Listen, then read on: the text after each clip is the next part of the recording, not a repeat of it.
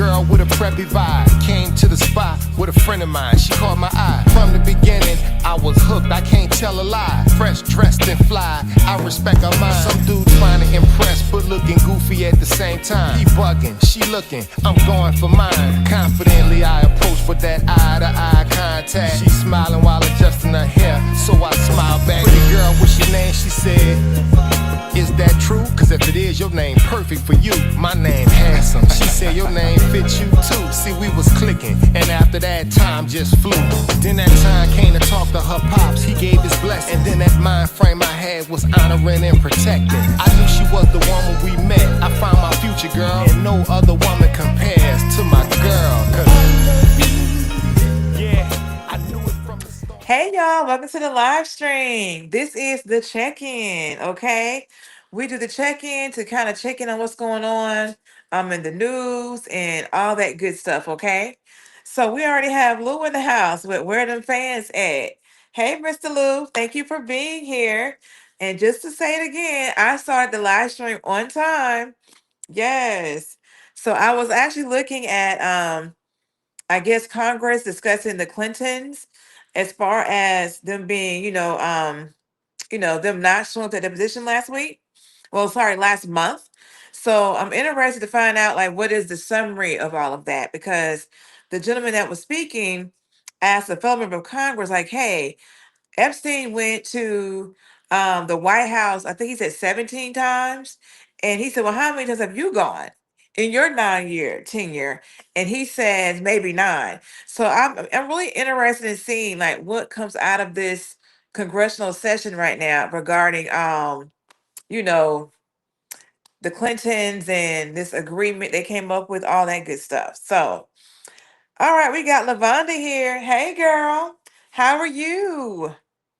Yes, I was saying how I was logged. I started on time, and I was watching this little congressional thing regarding the Clintons. So, yes, how are you guys doing today? As a matter of fact, let me tell you guys about the weather real fast because I saw it's supposed to possibly snow on I think on Friday. It did not snow at midnight, but it did rain here because I kept hearing something while I was doing the live stream. So it was raining a little bit. So now we're not showing any snow until next Wednesday, Thursday, and Friday of next week. So we might be good and clear this week. Like I said, the weather changes. So it's like, yeah, I don't know. So we have Abby here. Hey Abby, welcome to the live stream. So tonight we're doing what I call the check-in. So where I'm talking about different things going on in the news. So I see that the people like it, so I'm getting what they want. That's how we're gonna do it over here. But yeah, so for all those who are just entering in, welcome to the live stream. Glad you're here. Feel free to hang out, comment in the chat. But most of all, if you could like the live stream, I would appreciate it. Thank you. So we have Abby saying we're getting wet snow next week, Thursday. Ooh, okay. We were supposed to have that here at midnight, but we did not. So yeah, we just had rain. Or maybe it did have a little snow mixed in because I didn't go outside. So it might have happened. So we have James Ferris. Hey, Mr. James Ferris, welcome to the live stream. Thank you for your support. Good evening. And thank you for the compliment. I can always count on you for that. Yes. We got Mr. Haywood Pittman here talking about WTH. Not sure what that means, but either way it goes, welcome to the live stream, okay? So we're going to go ahead and get things kicked off because I got a lot for y'all today. So we're going to start off with late breaking news. You may remember like back in I think 2024, someone tried to take a shot at Trump. So that person got his sentencing today. Okay. So we're gonna look at that and get things caught off with that. Oh, we got Haywood Pittman saying, work it, Miss Lady. Thank you, Haywood. I think this is my favorite cowgirl hat. I think it is. And my little my sweatsuit dress. But yes, we're gonna go ahead and kick it off with this first with this first topic regarding the person who got sentenced today. So let's check this out. And I will say this. Even at the sentencing, this person was saying that they were not guilty. Really? Okay, let's keep it going. Breaking news. And back to our top story this afternoon. We are following breaking news out of the federal courthouse in Fort Pierce. Sentencing now underway for Ryan Ruth, the man convicted of trying to assassinate President Donald Trump in September of 2024. The president was golfing at his West Palm Beach golf course when an agent spotted a rifle through the fence. Thank you so much for staying with us here for WPBF 25 News at noon. I'm Nathalie Pozo. We have been taking you through this case every single step since the day it happened, to his arrest, to then being found guilty, and then today, the sentencing. A judge right now is deciding the fate of Ryan Ruth. My co-anchor Stephen Graves is at the federal courthouse there in Fort Pierce. And Stephen, we know there's some activity there coming outside of the courtroom. As you have said before, cameras are not allowed inside. So what can you tell us right now? Well, you're exactly right, Nathalie. I'm here outside the federal courthouse seeing some action. Our reporters are coming out as we speak. Our Nikita Ramos is walking up right now. I'm waiting for her to tell me that sentence as it has come down. When we see this happen, we know that there's possibly a sentence or a decision made. So I'm going to have our Nikita Ramos come over here, and she is walking up as we speak. And Nikita, what can you tell us? We're live right now about what the sentence was for Ryan Ruth.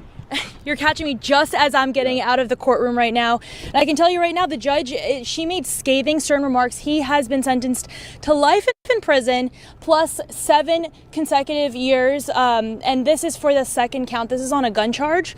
So the judge really had a lot to say. I mean, his defense, his attorney, was trying to... The FCC under Brendan Carr is considering the Nexstar-Tegna merger, a deal that risks handing... Tell the jury and tell the judge that he has a good personality, that he was good at his core. That was a direct quote from his attorney. However, the judge says, I actually believe you're the opposite of that you are an evil. Hold on. So this man tried to shoot a former president who was by this point in time probably knowing who's going to be the president coming up. And they're going to go in there saying, oh, he's a good person. He's good at his core. Okay, y'all, let's keep it going. Man saying that his rap sheet, his history, his run-ins with the law that was presented during this trial, she says a lot of this has proven otherwise from what his attorney was trying to bring up in his defense during the sentencing. Yeah, and Nikita, you just got out. We were watching together in the overflow room. The difference with the sentence. Yeah, I just don't understand how this man was caught doing this, and then their defense is that he's a good person. Like, really? Okay, we got Abby saying, make it make sense, shaking my head. Yes, y'all, and it gets crazier. Let me let this keep going. Of course, is that Ryan Ruth had an attorney, right? And so we saw from the very beginning he was trying to get sort of those sentencing guidelines reduced, right? Like the federal terrorism charge thrown out. You really did see the hints of Judge Aileen Cannon in the beginning saying how serious this was. Text messages that were sent confirming that he had intent to assassinate President Donald Trump. His defense, of course, was saying he was not. But what did you notice during, I left as soon as the prosecutor was talking, what did his defense attorney say, or if anything, besides, you did talk about his letters that came in, his character. Was there anything else that his attorney said that tried to get the tide turned in this case? And it was a lot of what Ruth was also saying, because he did also speak right after the attorney spoke to the judge, because Ruth also brought in 20 plus pages. And a lot of this was circling around how he was asking the judge for him to be traded as a hostage in Gaza, or traded to fight in Ukraine. And he was bringing a lot of these global issues. So this man was asking if he could be traded as a hostage for someone in Ghana or fight in Gaza. Like, who does that? Like, you know how they do those prisoner swaps? Like, was he really offering that? Okay. Y'all, okay.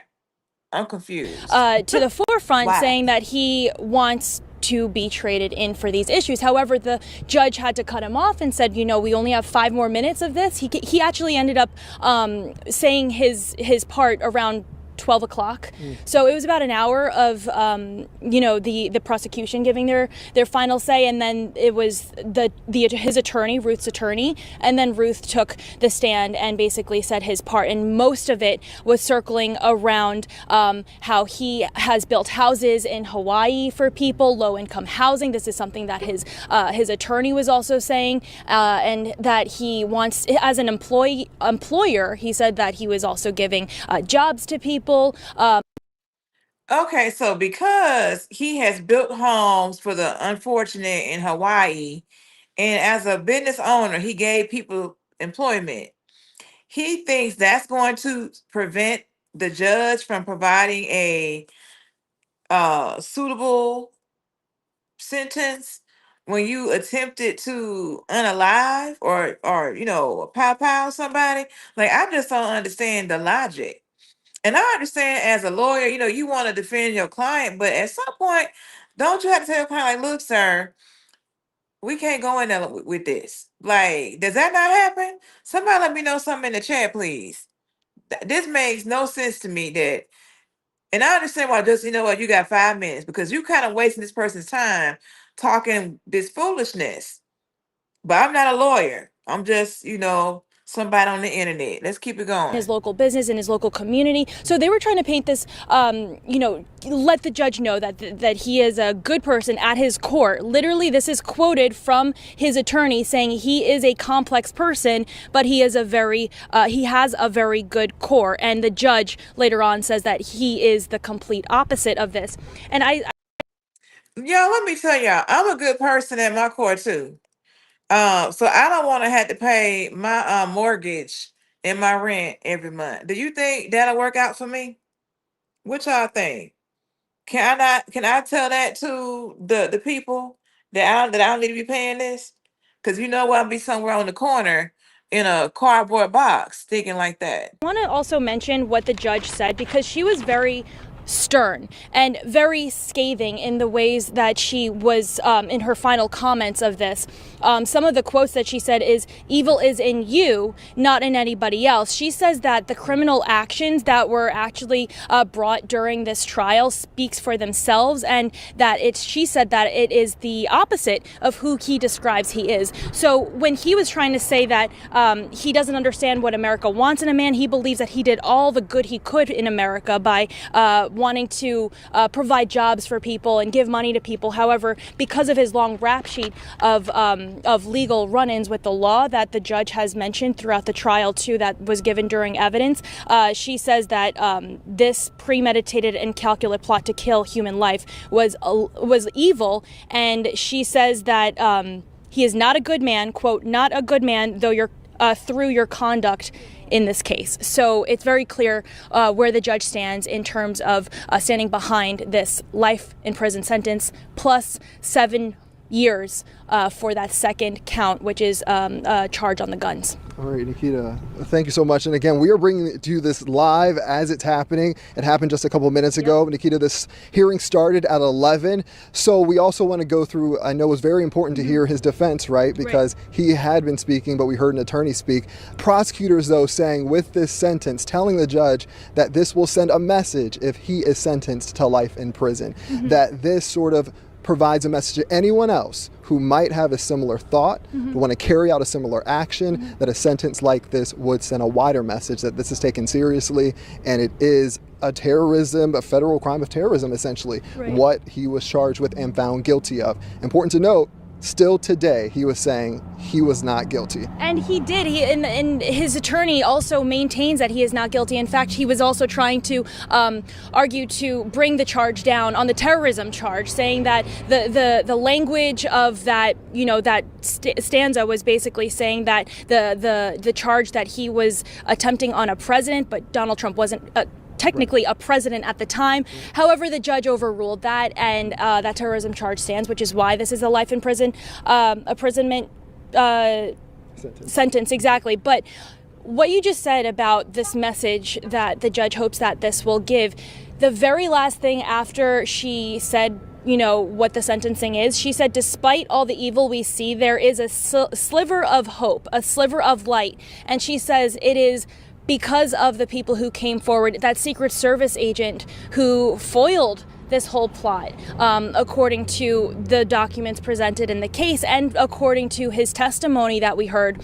And also for the people who also, Tom McGee, the other witness who actually came forward to authorities saying that he saw Ryan Ruth. And that was also provided during the case as well. So she says, although this is, it's hard to see these kind of cases, but she said there is a sliver of hope, there's a sliver of light, and it's because of these people who saw something and said something. Exactly. All right. And Nikita, thank you again. Again, she's coming right out of court, bringing this to you live right now. To Ryan Ruth's defense, he from the beginning has been trying to say there's a conflict of interest because the judge was appointed by President Trump, but is led to this point. Again, we can tell you now, life in prison for the attempted assassination of now President Donald Trump. Our Terry Parker's actually inside the courtroom. Nikita and I were listening from an overflow room, so she's really getting a sense of the exact moments that came after that. We're, of course, working on all of these details, getting reaction from prosecutors and trying to get Ryan Ruth's new attorney in. We'll let you know everything we find out here live in Fort Pierce. Again, life in prison, sentence handed down for Ryan Ruth. We'll send it back to you, Nathalie. Stephen and Nikita, thank you so much. You saw all of that just unfolding live. We all saw it with Stephen and Nikita there. Like Stephen mentioned earlier, there are no cameras allowed in federal court. That means cell phones as well. So the only way to communicate with Stephen, who was standing by there outside the courthouse, and Nikita inside, was Nikita making her way outside of the courtroom and over to Stephen and just saying what it was, because again, cameras and cell phones not allowed there in the courtroom. So our thanks to Stephen and Nikita for their excellent reporting this afternoon. For the very latest on the Ruth sentencing, you can download our WP.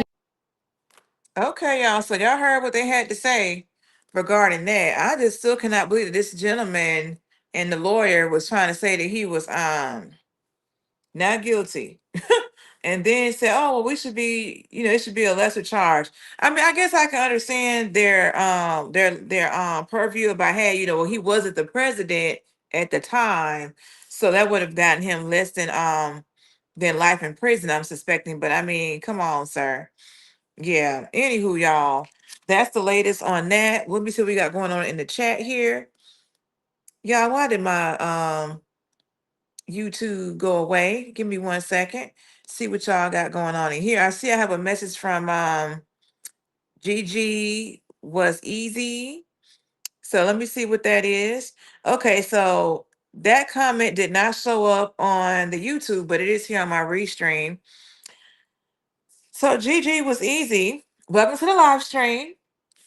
Hey, report all anti-Trump and anti-ICE comments here on YouTube for promoting terrorism so Google can send their information to the US government to put them on a list and have them arrested later. Okay, well, I mean, when you say here, I don't know if you put like a web address, but one thing I do know that on YouTube, web addresses, they don't show those. And yeah. So thank you for for being here and providing your message. Yeah. So we're going to continue on. The next thing we're going to talk about is the Epstein stuff. I wanted to get that out the way regarding the man with the life sentence. And so Miss Melinda French Gates, she did an interview recently discussing the Epstein file. So let's kind of go ahead and get into that because it's very interesting. I have to acknowledge the elephant in the room at this moment. Your ex-husband, Bill, is named in the newest tranche of Epstein files. And there are a new alleged details about his past behavior. And I want to give you the opportunity to respond in whatever way you want to. Well, let me say this. I think we're having a reckoning as a society, right? No girl should ever be put in the situation that they were put in by Epstein and whatever was going on with all of the various people around him. No girl I mean, it's beyond heartbreaking, right? I remember being those ages those girls were. I remember my daughters being those ages, right? So for me, it's personally hard whenever those details come up, right? Because brings back memories of some very, very painful times in my marriage. But I have moved on from that. I purposely pushed it away and I moved on. I'm in a really unexpected, beautiful place in my life. Okay. So whatever questions remain there of what I can't even begin to know all of it, those questions are for those people and for even my ex-husband. They need to answer to those things, not me. Well, And I am so happy to be away from all the muck that was there. I have to put more words to the muck You had to for find context it. for our listeners. The emails in the files suggest that Bill Gates had additional affairs and that he tried to get medication to treat a sexually transmitted infection, and that he was going to give you the medicine without you knowing. His representative has said all of this is false. It is not on you to have to respond to the details of that alleged behavior, but I wonder what your dominant emotion is when you read these news articles with some these wine. details. Sad. Just unbelievable sadness. Unbelievable sadness, right? And again, I'm able to take my own sadness and look at those young girls and say, my God, how did that happen to those girls, right? And so for me, it's just sadness for, I left my marriage. I had to leave my marriage. I wanted to leave my marriage. I had to leave I felt I needed to eventually leave the foundation. So it's just sad. That's the truth, right? And it's kind of like, at least for me, I've been able to move on in life. And I hope there's some justice for those now women, right? We see them standing up in front of microphones in D.C. What they went through is just unimaginable, I think. It is unimaginable. But let me say this, a few things. Hope I don't forget them all. You saw how she was saying, she's moved on from that, and that's no longer, that's not no longer in her front view mirror, right? Look, when she left that marriage, she did not leave broke. We know that. So when you leaving with some money in the billions, that'll help you move on and put that behind you, right? Um, so one thing I noticed is that when she was talking about this, she never said her ex-husband's name not one time. She just said my ex-husband, right? Did y'all catch that? Like, I don't know if there's a stipulation to where she can't speak of him. I mean, I don't know. I'm just observing. But she's in a good place. And it just seems like to me that she was aware of something, or she had some inklings about something, because she did say that this whole Epstein thing had a part to play in the demise of her marriage, right? So yeah, I think it's very sad those women, those young girls at the time, went through what they did. But I am glad that they found their voices and that they are speaking out. Now, as we talked about yesterday, with the new files that came out, the millions of files, some of the people's info got leaked. Like personal names, banking information. There are some who wanted to remain, anonymous, but now their info is out there now, who they were. So, we'll see if anything else comes of this. My understanding is that they weren't going to press any more charges on anyone in this situation, but who knows what will happen going forward. But, I hope justice will be there for them. We'll see. So we have a comment from Mr. Lou, and he says, has Leonidas been contacted about these matters? This is madness. Yes, it is.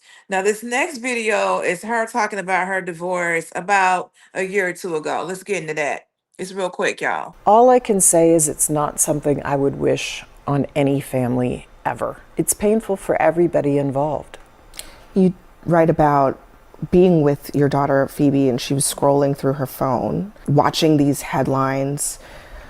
You also talk about how Bill, you said, betrayed your values. When you realized that for yourself, how did you explain that to Phoebe? She understood. She knew what had happened. She had enough information about what happened that she understood that I needed to move along. Yeah. And it was sad for all of us. You also write about the panic attacks that you had. You said he's a tough negotiator. I mean, one of the most successful business people in the world. What advice would you give women in that situation? How did you get through it? I would give women advice who go through a panic attack is to immediately reach out to a friend who can talk you down, to a therapist if you're lucky enough to have one, or even a family member, because once one starts and you start to rise up that curve on a panic attack, it goes really fast and then it can stick. Wow. Let me get myself back right here. Okay, so she had to explain to her daughter. Well, one thing about it, she was very measured with her words, right? Like, I had to move along. Well, my daughter Phoebe, she was aware. It's like she's very strategic and intentional in what she says and what she does not say. Okay, so next up, okay, we got Lou here saying, yes, please like, share, comment, and subscribe. Support the channel. It is free.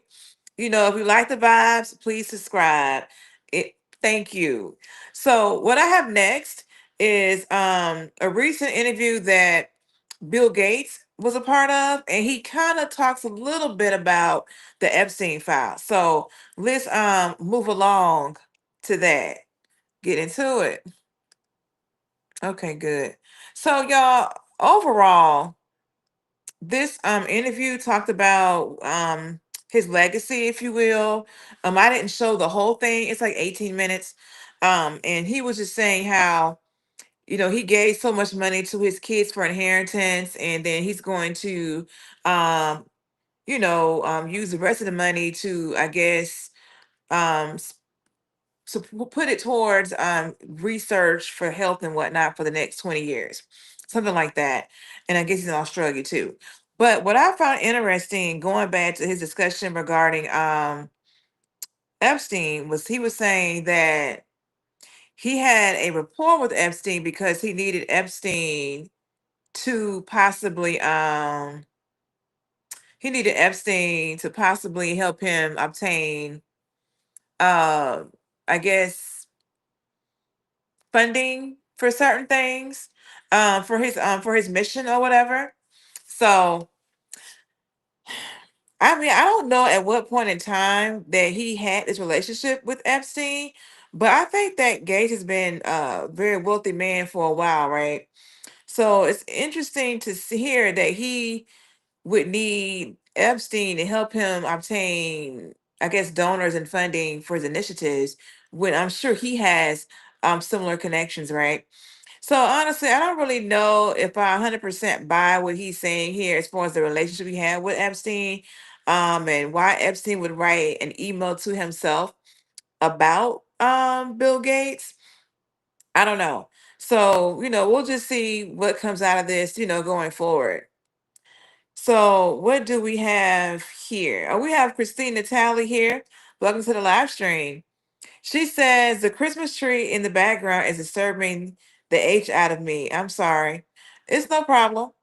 I'm going to have my Christmas tree up all year round because I like having it up. As a matter of fact, I'm going to make probably a Mardi Gras tree, Memorial Day tree, maybe one for Halloween, whatever I choose to do. So that's part of my decor at this point. But that's what it is. So we have Abby saying sickening.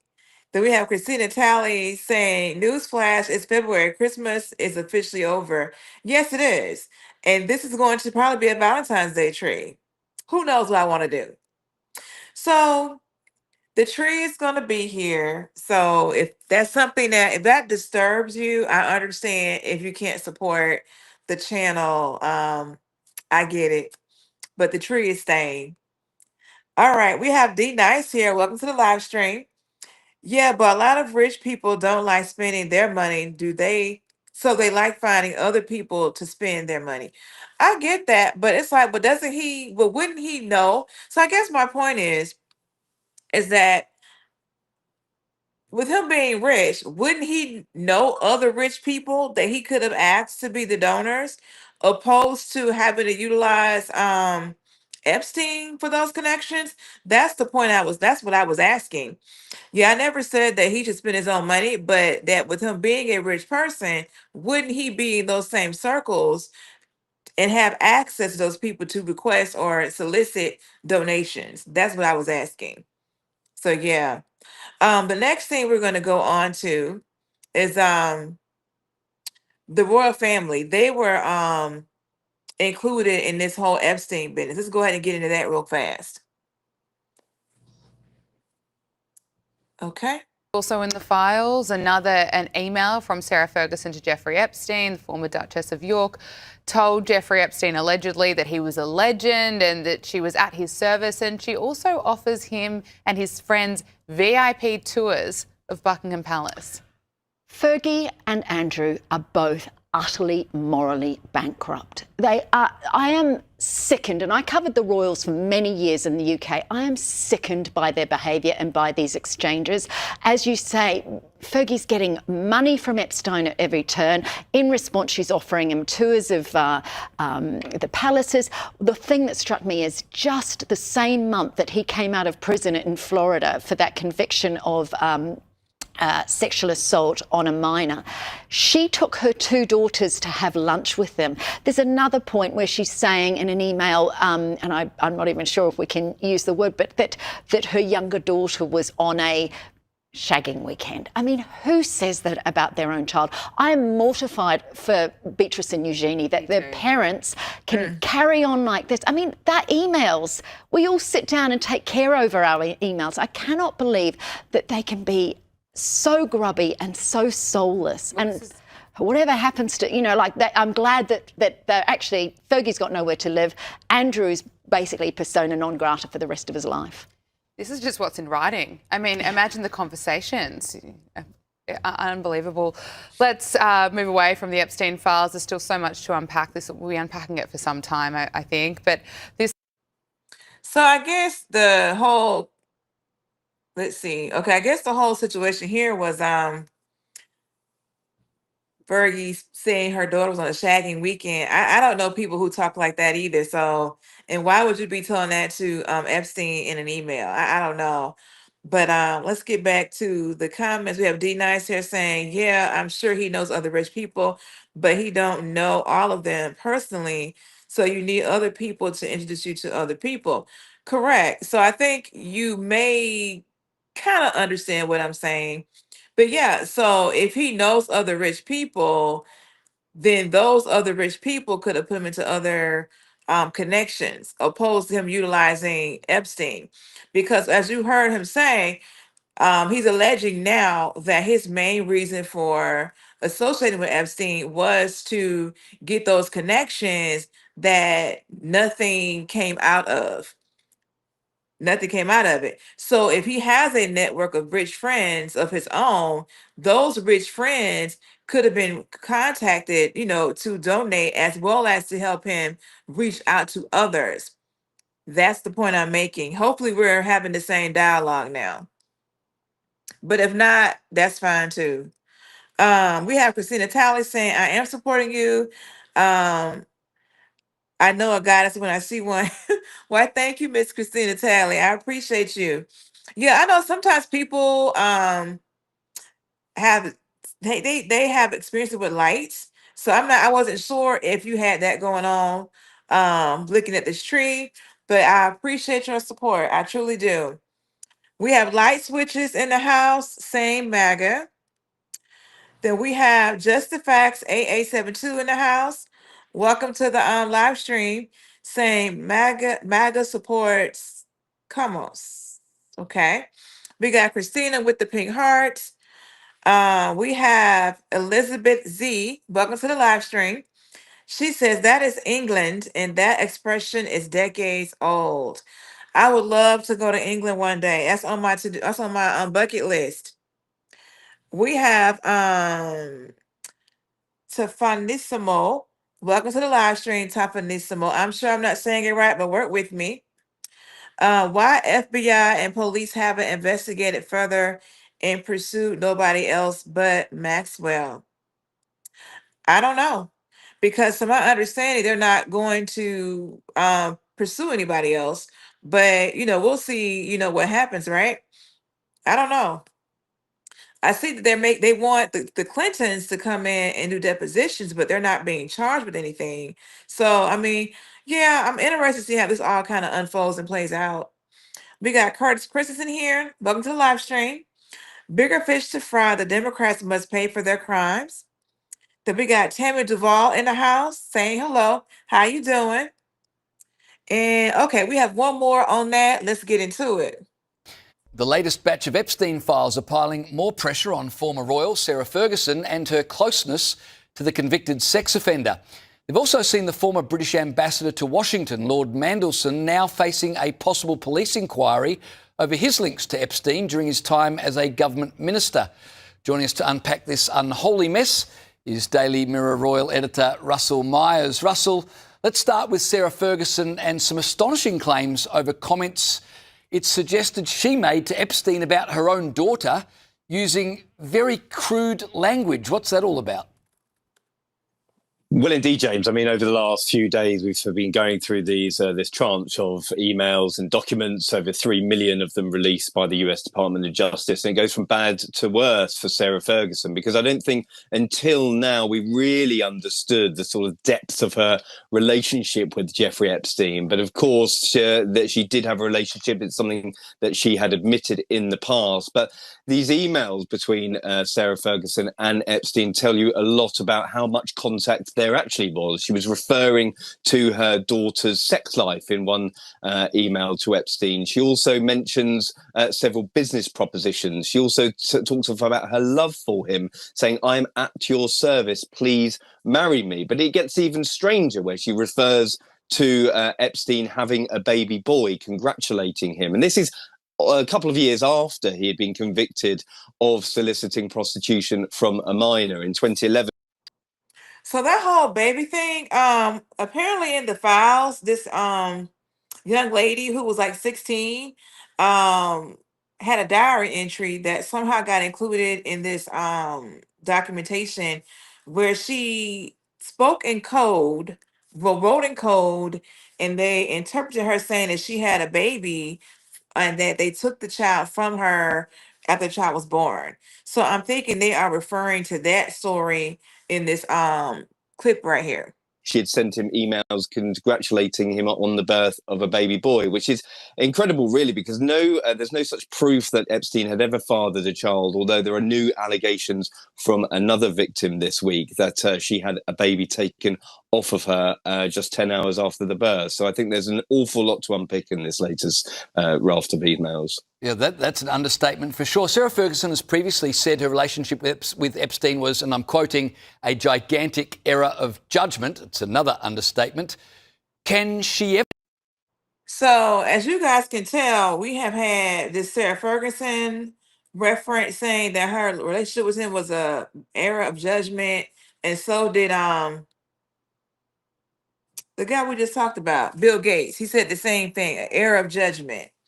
So I wonder, like, when they were befriending him, like, what did they see at that time? You know what I'm saying? Like, obviously, they saw some goodness in him when they were, befriending him. I don't understand, like, why now? Like, what did you not see when that was happening? Is it like, oh well, I didn't know he was doing these things, or did you know? And because it was a different type of world at that time, you didn't think anything of it. Like, I'm just curious as to why it's kind of like the resounding theme right now. Well, that was an error of judgment, being acquaintances with this person. But let's keep it going. We're almost done with this. From this?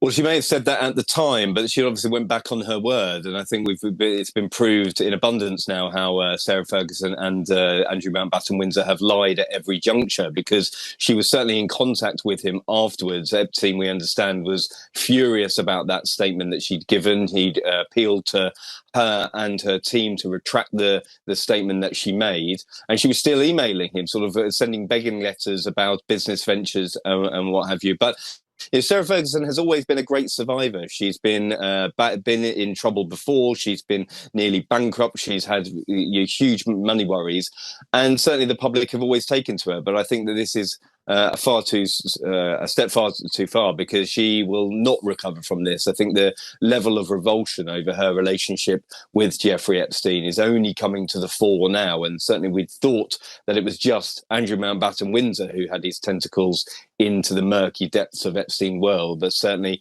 Sarah was just as bad in that sense. Just very quickly, the claims that Epstein fathered a child to a teenager and then had the child taken away at birth, is there any way that can be verified? It's a shocking claim, but how seriously should we take it? Well, I think we've got to take it on face value at the moment, because there is lawyers representing the woman. There's certainly the FBI will want to look into further claims of any victims that want to come forward. And if this young woman does want to come forward, then the US authorities will want to speak to her. So it's certainly not the end of it. Okay, very quickly, before we go, I have to talk about your news. You've got a new biography coming out. So we're going to skip that. Okay. So let me get to what y'all saying here in these comments here. So I know Tafanissimo was getting me up to speed on some things. And so I see that he has provided me an answer. Okay, because he was saying, why did Patel and Bondi lie? And I asked about what? He said the files. And then I said, okay, what did they say about the files? And then Tapanissimo said about the existence of lists, for example, about redactions that covers only the victims, about the fact that all documents were already released. Okay, in phase one. Okay, yeah, because I want to say like they just released 3 million. So definitely that wasn't phase one. That's like phase two, right? So okay, I understand where you're coming from on that. We also had Lance 8913. Welcome to the live stream, Mr. Lance. Saying should have known. Then we got CS person PI 5LQ. Welcome to the live stream. Saying they knew the girls. Okay. I think he was answering my question. I was asking about like why these people were, I guess, associated with him. But then I see where Mr. Liu here says they were probably just more concerned with what he could do for them versus what he was doing to others. Noted. Okay. And okay, so I think I'm up to date on the comments. Make sure I don't have any over here that got okay. So Miss Elizabeth Z, welcome to the live stream. For some reason, your comments are being censored by YouTube, but I could see it in here, over here. And you wrote, it is not goodness. It caused the doors opening, networking on a whole new level, anything for the money. Okay. So I think you're explaining to me like why they were associating themselves with him. Okay. Understood. Is there anything else I may have missed? So we have CS Person's comment that didn't make it in YouTube. He said that Trump supposedly unalived a newborn. Accusation is in the file. Okay. Then we have Lily 7236. Your comment also got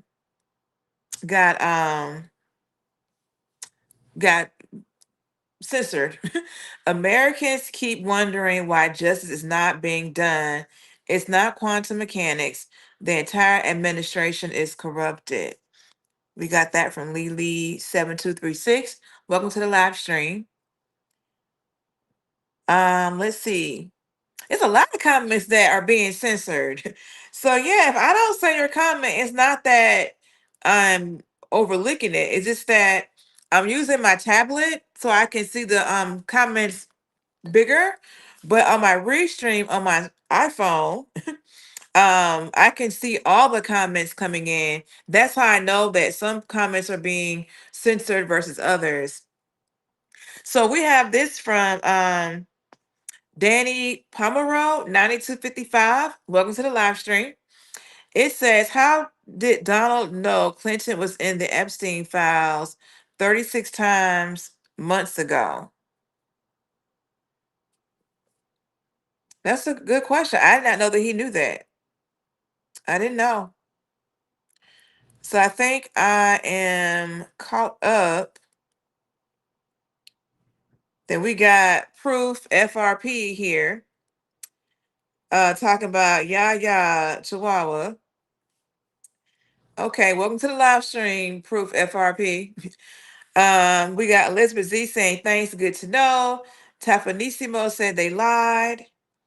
And then we have Tapanissimo saying, and this comment got censored, saying Trump said it's a hoax. Okay. And then this one also got censored. It says they said there is no proof Epstein trafficked girls for other people but himself.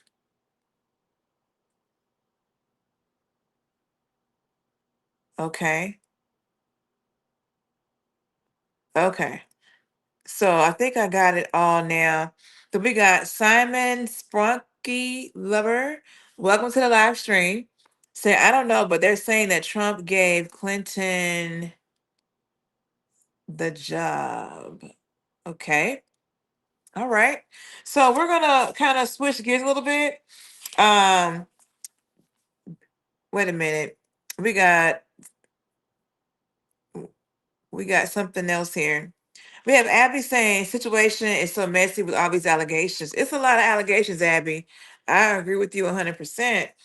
So we're gonna switch gears here and we're gonna look at some Renee Goode stuff. They are doing I guess a congressional meeting regarding what happened in Minnesota. And so this first video is going to be the Renee Goode family lawyer. And he's going to be requesting some changes so that I guess people can have a recourse in suing civilly these ICE agents, if you will. So let's get into that. And if you know anything about that, feel free to comment in the chat. Let's do it. Mr. Ramanucci, we'll begin with your testimony. Ranking Member Blumenthal, Ranking Member Garcia, and distinguished members of Congress. My name is Antonio Ramanucci, and I am a civil rights and tort litigation attorney with the deep honor of representing the Renee Goode family for her tragic shooting death by federal agents in Minneapolis. I have handled excessive force cases across the country for decades. My colleagues and I are deeply distressed at these invasions onto a fellow American's civil rights by our own government that have gone well beyond the initial scope of removing criminals. The occupation by ICE and CBP in our cities is way beyond their mission, leading to unnecessary provocation that causes needless harm and death. These operations in multiple states have routinely and consistently included violations of the Constitution. We call for an immediate end of false narratives by federal officials about the victims of excessive force. The character assassinations and conclusions before an investigation has been started, let alone completed, must stop. In America, our leaders must be held to a standard of truth and responsible speech. There is no such thing as absolute immunity, and that perception leads to agents who behave with absolute impunity, leading to exaggerated and violent, provoked encounters with people. This is an unprecedented and deeply unsettling time, and the roadmap to navigating this national crisis lies within this august body. My job today will be to share information about the process to hold federal officers accountable for actions we believe are violations of constitutional rights in the face of other investigative bodies failing to do so. In Renee, Let me ask y'all this. So if they were to hold these agents, you know, how do I say it? If they were to create this process where a victim of excessive force could file civilly against that agent, if you will, do you think that a lot of people would still sign up to, work in that field? Like, what do you guys think about that? What are your thoughts? Now, in the meantime, I see you in the chat. We have Bobkin in the house. Welcome to the live stream. He says they were bad people. We have Ascending in the house. Give a Democrat a photo and they'll make some wild fan fiction, but show them emails in print and they scream lies. Okay. Then we have Battle for Truth 701. Welcome to the live stream. Renee does not get immunity either. Can't harass law enforcement and block traffic and slam on the accelerator with law enforcement in front of the car. All right. We're going to let this continue going, y'all. in Renee Goode's civil case, our team has promised to provide transparency about what happened to her as we continue our independent investigation in an aggressive way, but also in a moral and ethical manner. We want to be the voice of reason for the country that wants to understand and deserves the facts. For example, we wrote and shared a letter to relevant federal agencies asking for responsible handling and preservation of evidence, such as Renee's vehicle, records of the agent's declared injuries, his cell phone, and any statements he made about the use of force and protesters. At the family's request, we conducted an independent autopsy of Renee's body so we could better understand her injuries and her experience in those final moments. And we released some of those high-level results, again, to provide transparency and truth to Americans. And lastly, we are providing information to the public on reasonable policing policies and practices so people can view the video of Renee's death through that lens. The lens is a wide-angle one where the totality of circumstances must be viewed, and not just one frame. The United States legal system allows for individuals to pursue civil justice with the suit against a city, county, or state for the conduct of its officers and against the officers individually. These types of legal claims are made under what is called 42 U.S. Code, Section 1983. This was part of the Federal Civil Rights Act of 1871 and is essential for accountability when an officer behaves unconstitutionally. Keep in mind that this act is 155 years old and desperately needs an amendment. However, similar legal action against federal law enforcement officers like ICE or Border Patrol is not currently allowed under Section 1983. There is a current possible path of civil recovery through the Federal Tort Claims Act, or FTCA, but this is challenging.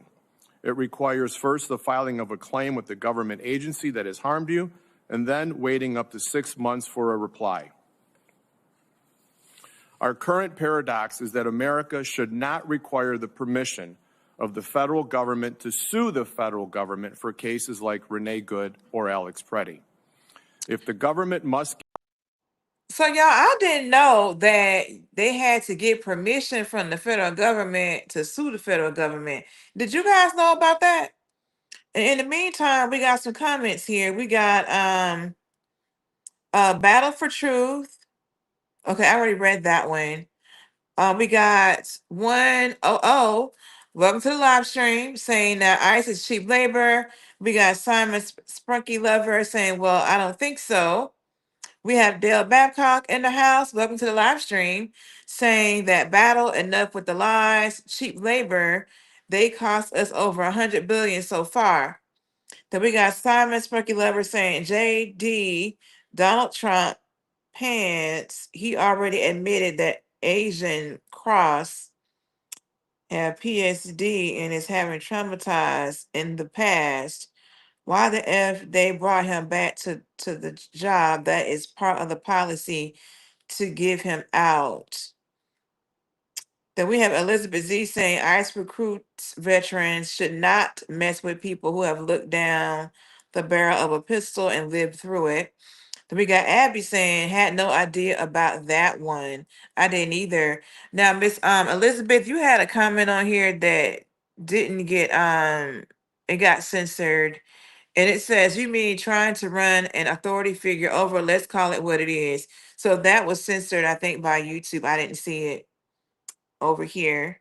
But I'm gonna go ahead on and what we got here? We have Simon Sparky Lever saying also when they talk about Alex, he brought pistols. Why they don't talk about Kyle Wittenhouse, who came and unalived two people with clashing cough, then the orange skunk, pardon him.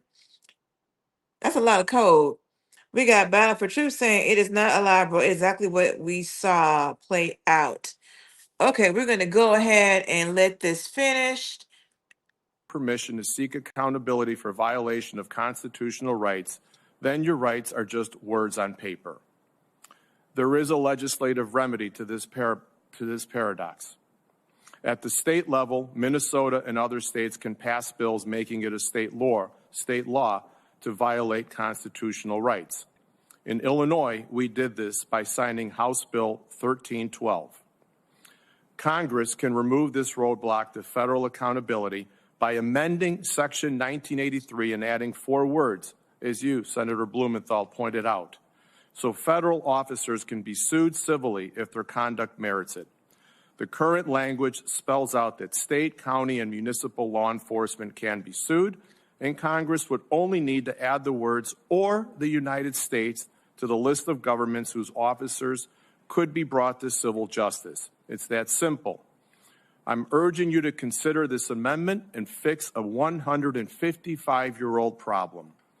The current path to hold federal officers accountable is narrow and an uphill climb, and that will not deter us in the Renee Goode case. Please, let's not repeat a very recent moment in history when we said never again, and having Congress miss the opportunity to pass harm-stopping legislation seeking accountability when the law requires. I thank you. I thank this esteemed panel for your commitment to the truth, American values, and of course, our Constitution. Thank you, Ms. Martinez. We have some And we have some also a little bit of what her brothers had to say on behalf of the family. I'm not gonna play the whole thing. It's a portion of it, okay? These are Renee Goode's 2 brothers. Let's get into it. now for your remarks.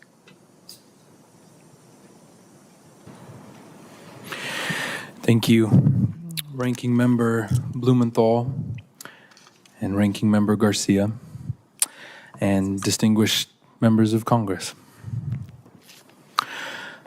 My name is Luke Ganger, and I'm here with my brother Brent. Renee Goode is our sister. We're here on behalf of Nay's big family and those who loved her. We're here to ask for your help.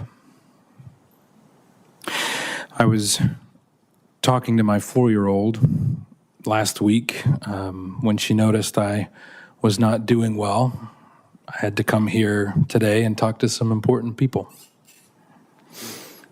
She knows that her aunt died and that somebody caused it to happen. She told me that there are no... You know, I have some 4-year-old nephews and all of that, and I cannot imagine them having to have that kind of conversation with my sibling about me not being here, you know? Just, I don't know, it just kind of hit home. So I'm not going to play the whole thing, but I just wanted to get a little something on here. Let's keep it going. Bad people. and that everyone makes mistakes.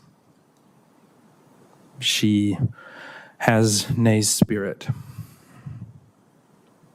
The deep distress our family feels because of Nay's loss is in such a violent and unnecessary way is complicated by feelings of disbelief, distress, and desperation for change. In the last few weeks, our family took some consolation, thinking that perhaps Nay's death would bring about change in our country, and it has not. The completely surreal scenes taking place on the streets of Minneapolis are beyond explanation. This is not just a bad day or a rough week or isolated incidents. These encounters with federal agents are changing the community and changing many lives, including ours, forever. And I still don't know how to explain to my 4-year-old what these agents are doing when we pass by. Our family is deeply grateful for the outpouring of love and support from the community in Minneapolis and from people across the country and around the world. The prayers and words of support have truly brought us comfort, and it is meaningful that these sentiments have come from people of all colors, faiths, and ideals. That is a perfect reflection of Renee, who carried peace, patience, and love for others wherever she went. Our family is a very American blend. We vote differently, and we rarely completely agree on the finer details of what it means to be a citizen of this country.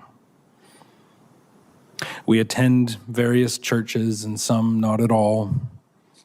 And despite those differences, we have always treated each other with love and respect. And we've gotten even closer during this very divided time in our country. And we hope that our family can be even a small example to others, not to let political ideals divide us, to be good, like Renee. But the most important thing we can do today is to help this panel and our country understand who Nay is and what a beautiful American we have lost. A sister, a daughter, mother, a partner, and a friend.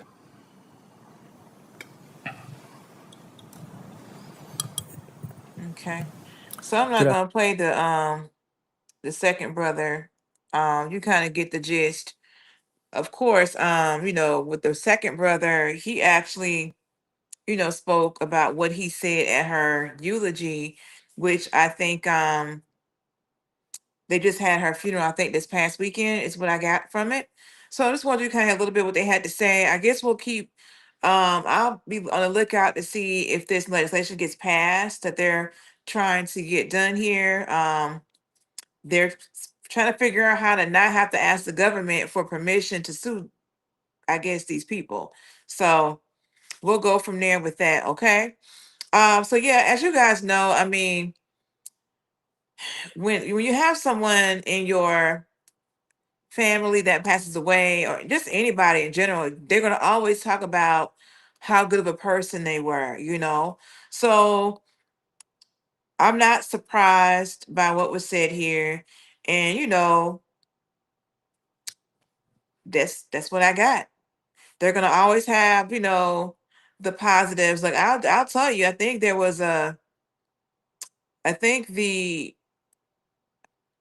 brother of her deceased husband, he called a spade when it came out about her passing away and all of that. So sometimes, Some folks are gonna just tell you like it is, despite whatever side they're on, and sometimes not. So take it with a grain of salt. But what do you guys have here in the chat? The ages are protecting your daughter. That's from Mr. Charles Evans. Welcome to the live stream. Then we got Ascending saying, stop using the 4-year-old for emotional blackmail. We have Gerald Selman in the house saying hello. Welcome to the live stream. Let's see, we got Simon Sparky Lover saying the first thing Democrats should do is to check the background of ICE agents from their recruitment web. I guarantee you, many of them, they are not citizens, and many of them are criminals. If you were here yesterday, we had that video where this one man had an accent that was stopping another man that had an accent, and the guy called him out on it. I was like, not the right time to do that, but he did. We have, let's see, we got Battle for Truth 701. Welcome to the live stream. Saying it is poor adulting on these folks part to encourage this behavior. It is a behavioral health crisis because people tossing themselves into harm's way are seeing something so very different. Got you. Then we have W12ATH040211. Welcome, saying, well, if you were good like Renee, you'd be unalive like Renee. Woo. We got NXS Worlds in the house. Welcome. So we're gonna switch gears a little bit and talk about Kristi Noem some. I think I had mentioned before about how they were talking about going to, I think it was Ohio, doing some operations. So let's kind of get into what we got from her and how that kind of got postponed a little bit. Here we go. So the Secretary of Homeland Security, Kristi Noem, posted this on social media late last year. Swears included. She posted, quote, I am recommending a full travel ban on every damn country that's been flooding our nation with killers, leeches, and entitlement junkies. We don't want them, not one. This was less than a month after the Trump administration had announced they were revoking the legal status of immigrants from Haiti to this country. That's more than 300,000 people from Haiti who live and work in this country legally, here under a legal designation called temporary protected status. The Trump administration announced they were going to revoke that legal status, and it was going to be effective at midnight Tuesday this week. And just think about the practical impact of that. This is a huge number of people. We're talking about more than 300,000 people who are here in this country legally. But at the stroke of midnight, they were suddenly and immediately going to become illegal. They were going to become, therefore... Yo, ain't that crazy? Like, today you're legal, tomorrow you could be illegal. And is there not like a grace period? Like, hey, you're gonna be illegal tomorrow. Like, what's the grace period for people to, relocate? Like, is that a thing? Let me know what y'all know about that in the chat, please. Let me keep this going. Therefore, in the eyes of the Trump administration, in the eyes of ICE, they were going to become immediately eligible for arrest and imprisonment and deportation by ICE.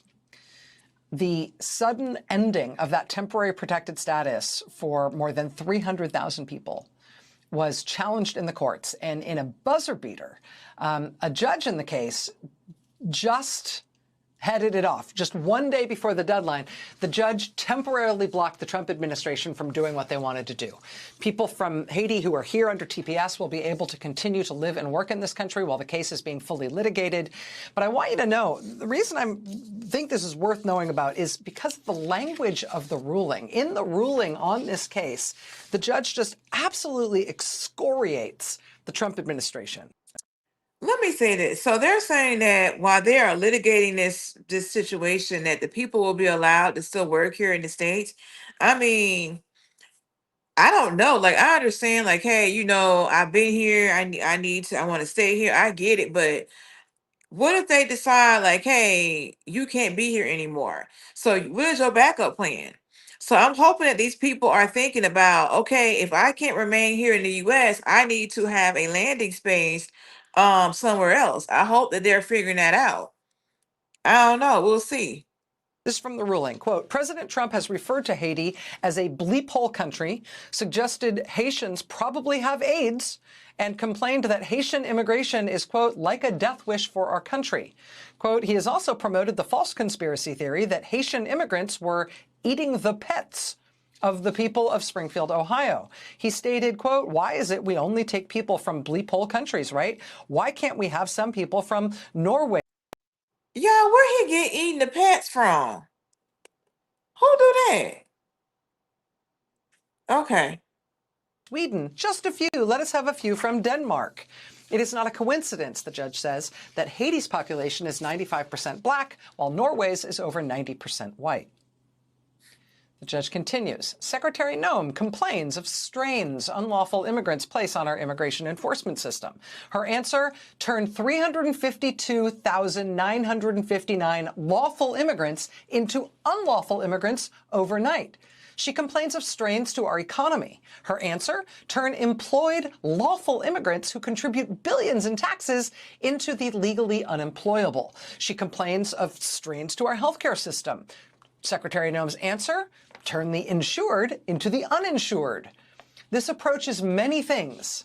In the public interest is not one of them. The judge continues. Plaintiffs charge that Secretary Noem preordained her termination decision and did so because of hostility to non-white immigrants. The judge says, quote, this seems substantially likely.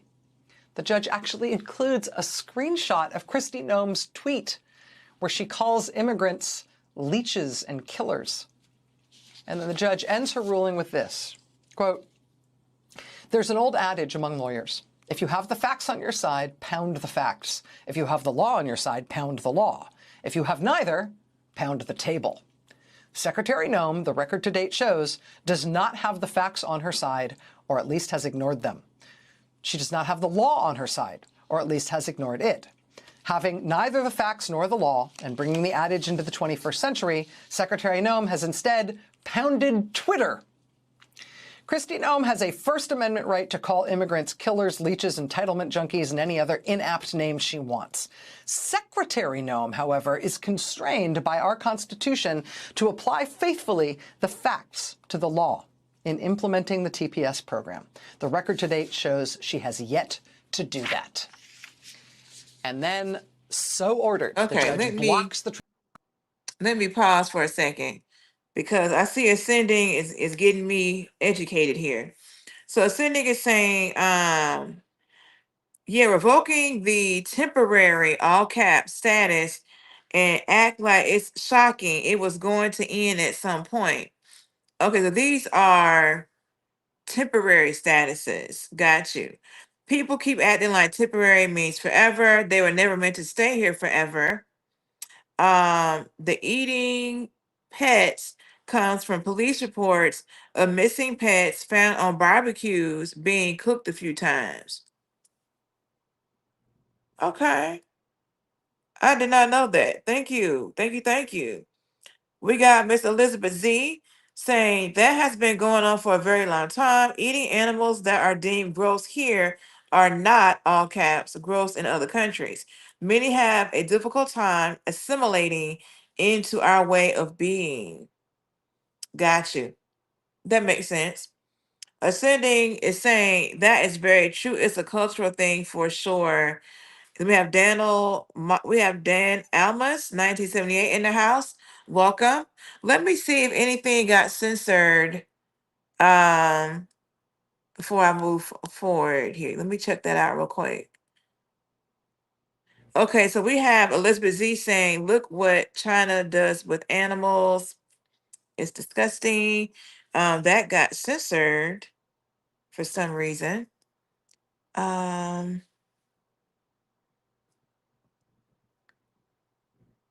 think that,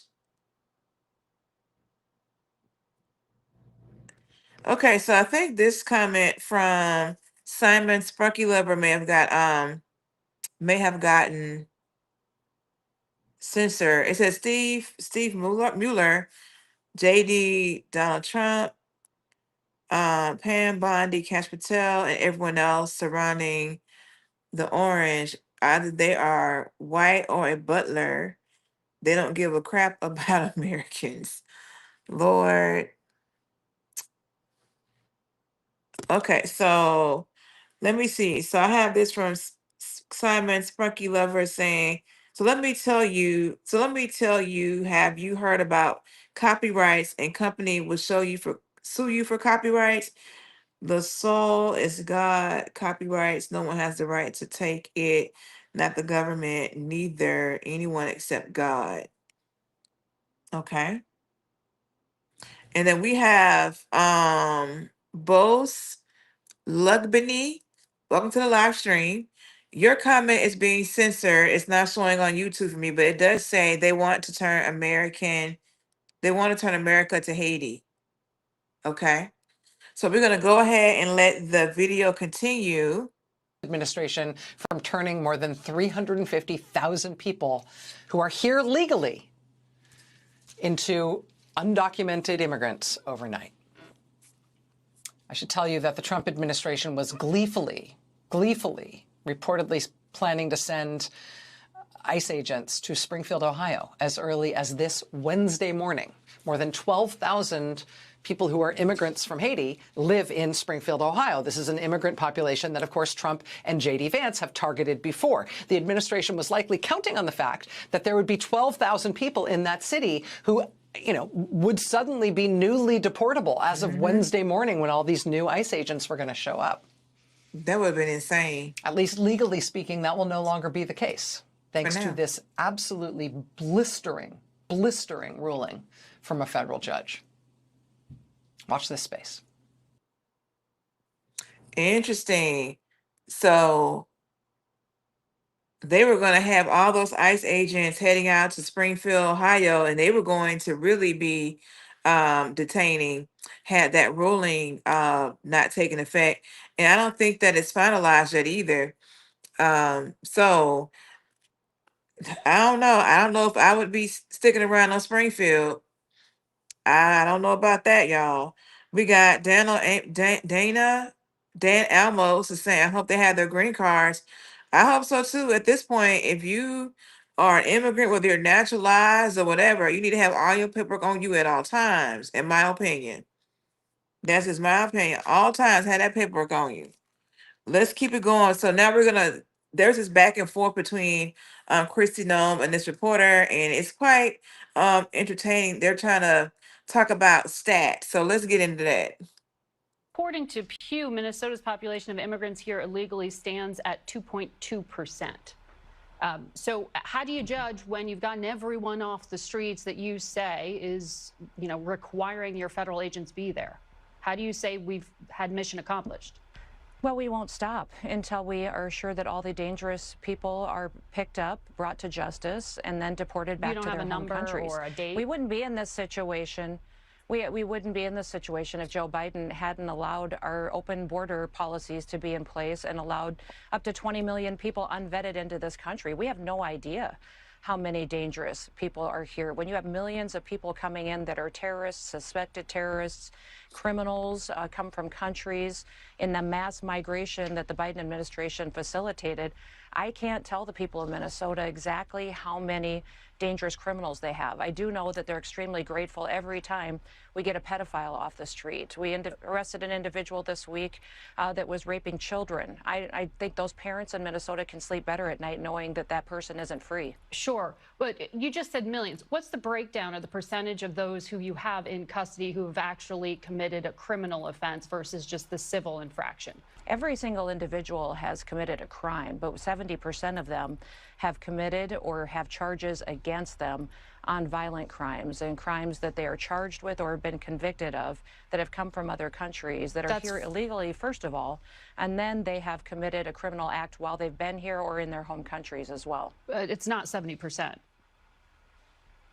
Yes, it is.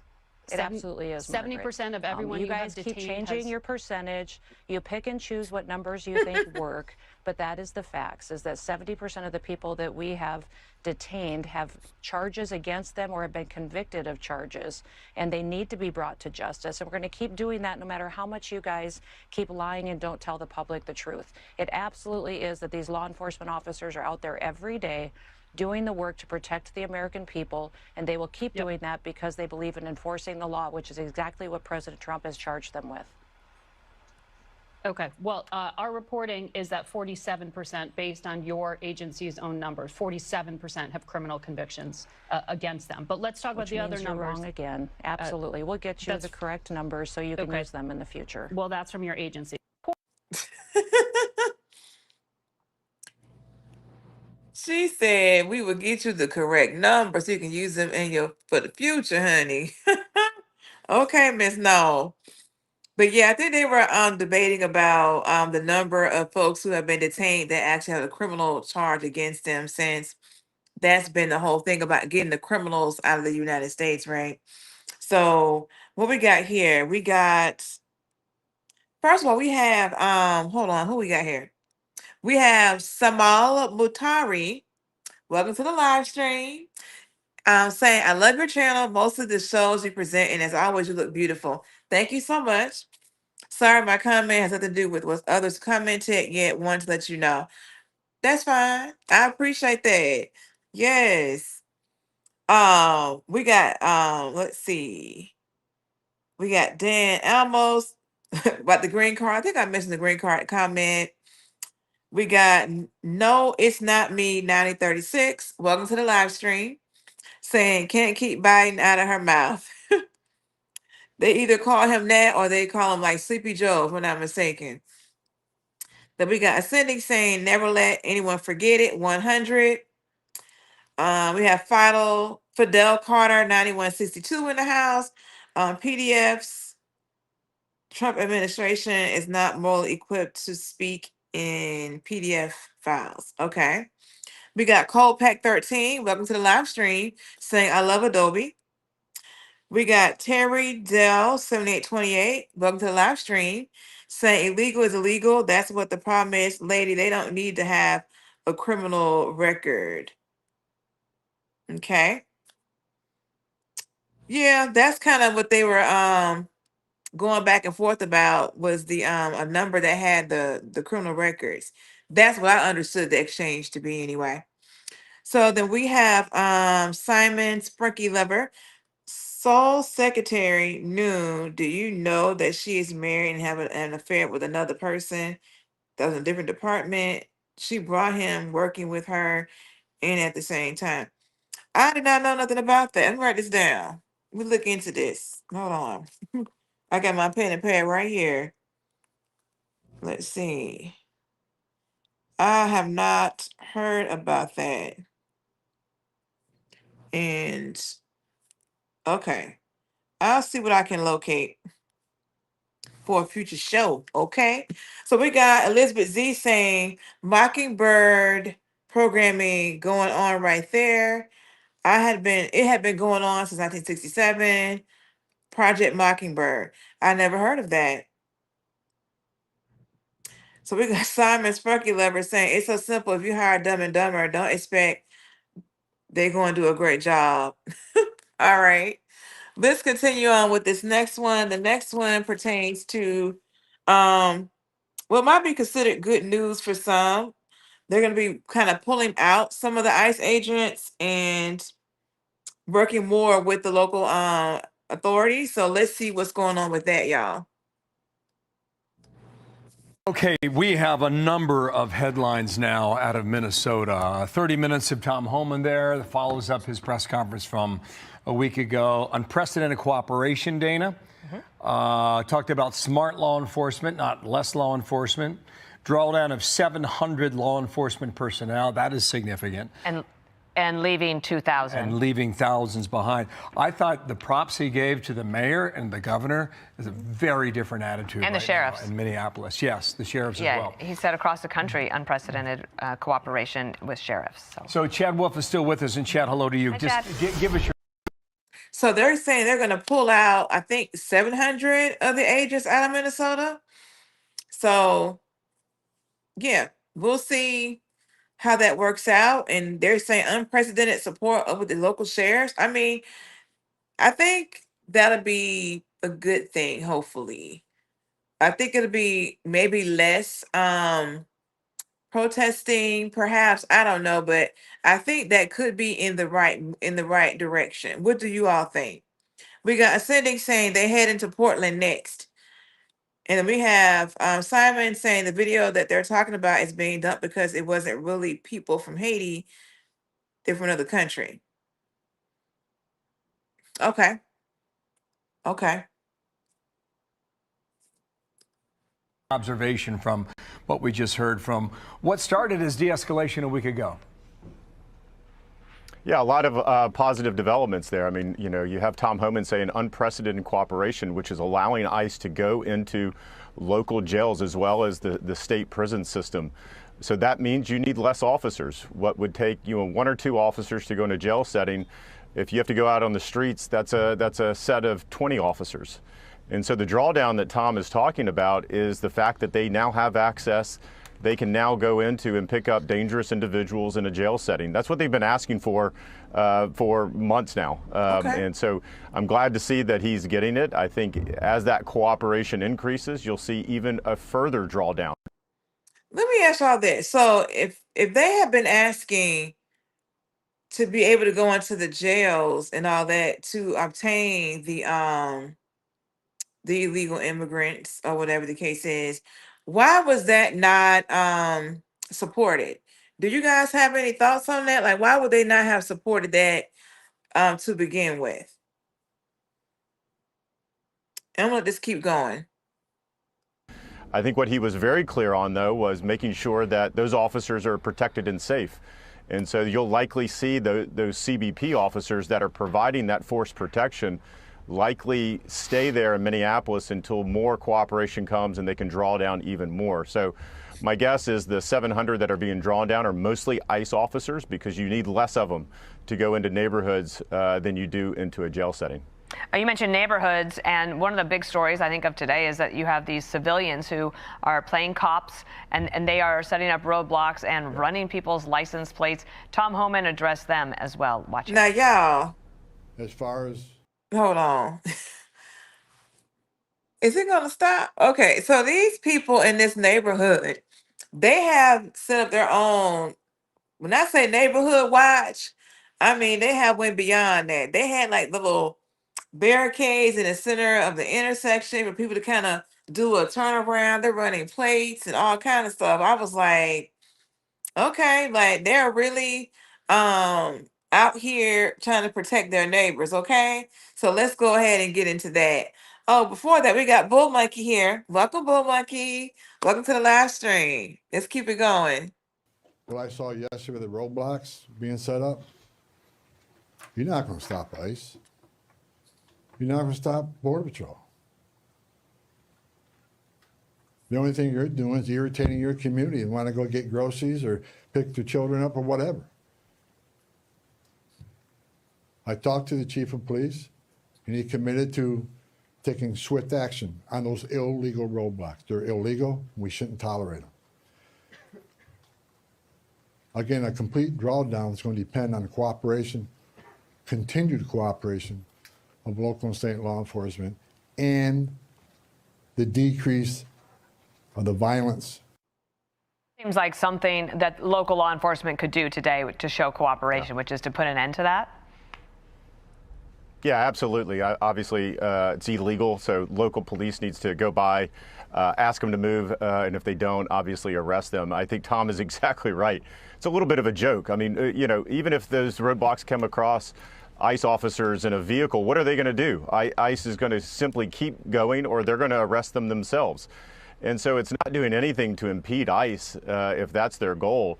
It's just impeding other individuals there in the neighborhood that need to get from point A to point B. So I agree with Tom, and it is a good sign if the chief has agreed to making sure that he takes those down gets them out of the roadway and gets them on a public sidewalk where they can peacefully protest if that's what they would like to do. He mentioned Los Angeles, he mentioned Portland, and getting back to the work of ICE and Border Patrol.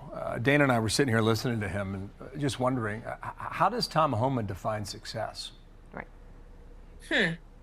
Well, I think he did that a couple of different ways, which is targeted operations, which is what ICE has always done. And he continued to reiterate that, making sure they have a target list of criminal illegal aliens. And that's what they're working on. That, when he talks about public safety threats and national security threats, that's his list of targets, and that's what he's going after. But he also made it clear that no one's exempt, that if they come across an individual, a target, but there are 4 or 5 other individuals there that are also in the country illegally, they're not going to just let them go. The Biden administration did that. The Trump administration will not do that. And so I think Tom made it very clear that his priority and how he gauges success will be the arrest of public safety threats, national security threats. But if they come across other individuals that have a final order of removal or others, they will also arrest them. So he was very clear, targeted, prioritized, but no one is exempt from the law. Okay, thank you, Chad. It was great to have you on the show, and thank you for watching the press conference with us so you could react. Okay, so let me get this back right. All right, so we got to see what the people of Minnesota are doing with their setup. Yeah, so I saw some comments in here. We have Mr. David E7W2M. Welcome. Said, well, that's called false imprisonment. If you're not a federal officer, an officer of the law, and you stop somebody, that's against the law. And like the gentleman was saying, like, you're not going to stop ICE. They'll just run through you. And you probably saw in the video how they got like a little bulldozer type of thing, tractor thing to like remove it out of the middle of the street. So I guess they get, an A for effort for their brainstorming of this, I guess. We got Todd Reynolds, welcome to the live stream, saying they're gating off like we did with the Southern Wall. Same thing. What happened with the Southern Wall? I'm not familiar with that. Then we got, okay, Sam. It is not a big deal, dear, but just want you to know because you will read a lot from me. But it is Sam Al-Mutari. Let me know if I said it right. Sam Al-Mutari, or I'll probably just say Sam for short if you're okay with that. Let me know. We got Bull Monkey saying these clowns are not underestimating the power of the public, but trying to create division. We got Sonia Jackson in the house. Welcome. Saying unbelievable. And then we have Yashar Dipped Out 7514 saying Tom Homan comes from settlers. I've never heard that comment, that phrase, but okay. So yeah, so we got that going. Now I mentioned to you guys about Don Lemon the other day, and Don Lemon did his first interview post getting out of the out of lockup. So we're gonna go into that a little bit. Hold on, we got Virgil Nigel. Welcome to the live stream. Saying Tom Homan hero. Okay, so we're gonna see what Mr. Don Lemon had to say on a couple of things. So let's get into that, y'all. I will say is that I'm not a protester. I went there to be a journalist. I went there to chronicle and document and record what was happening. I was following that one group around, and so that's what I did. I reported on them, and so. But I do think that there is a difference between a protester and a journalist. How are you? I don't know. You don't know? No, that's a really that's an honest answer. I don't know. I mean, I'm okay, but I'm not going to let them steal my joy. But this is very serious. I mean, these are federal criminal charges. The attorney reached out to them and said, basically, I understand that you have an interest because your folks have been talking about it. And so if you are serious about this, then let's do it the right way. He's perfectly willing to self-report it, which means turn yourself in. And so we don't have to go through this whole rigmarole, and never heard back from them. Walking up to the room, and I pressed the elevator button, and all of a sudden I feel myself being jostled, and people trying to grab me and put me in handcuffs, and they didn't have a warrant. So they had to wait for someone from outside, an FBI guy, to come in to show me a warrant on a cell phone. And they took me outside. FBI guys were out there. I mean, it had to be maybe a dozen people. which is a waste, Jimmy, of resources. They want to. Let me just say this. So,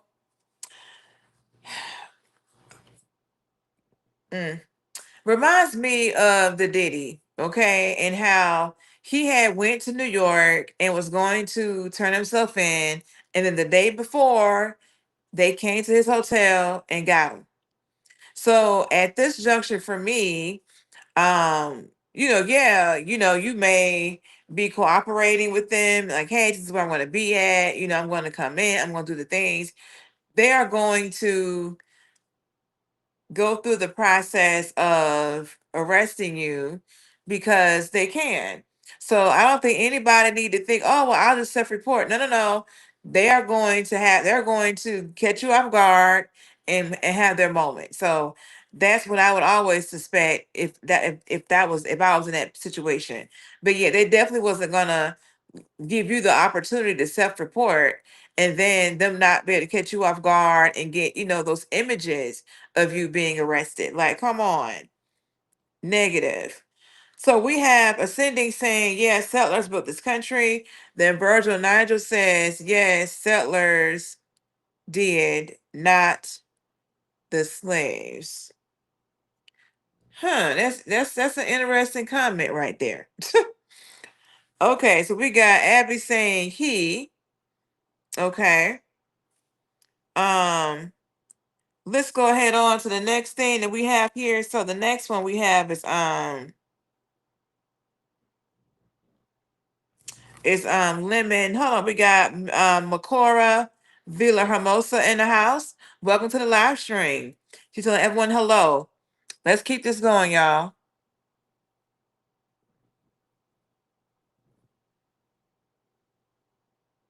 Yeah, is this thing hold on. Y'all, this would let me take this up and go back. I'm sorry, y'all. Let me get this right. Okay, I'm gonna go back.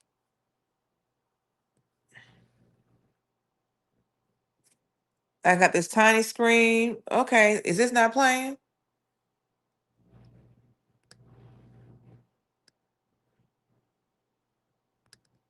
Let's switch that.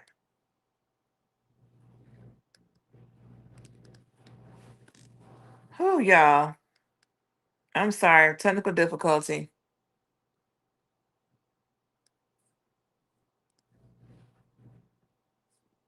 I don't need to have me maximized. I need this to be maximized.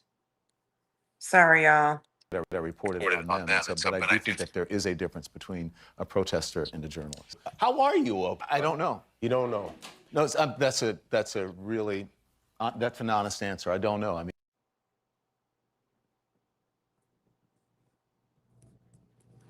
I don't understand why it won't. Sorry, y'all. Here we go. Bam.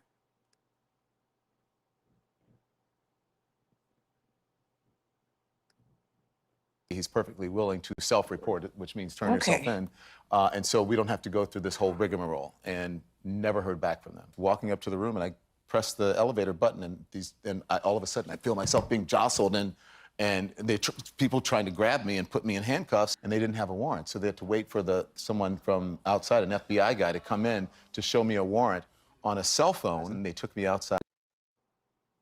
FBI guys were out there. I mean, it had to be maybe a dozen people, which is a waste, Jimmy, of resources. They want to embarrass you. They want to intimidate you. They want to instill fear. Yo, I'm sorry. I'm trying to get me back on the F off whoever on the camera. I'm so sorry.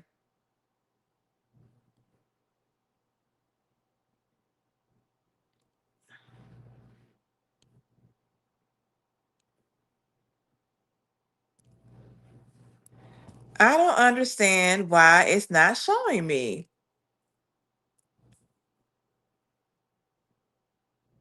Okay, y'all. Am I still not showing? Oh my goodness.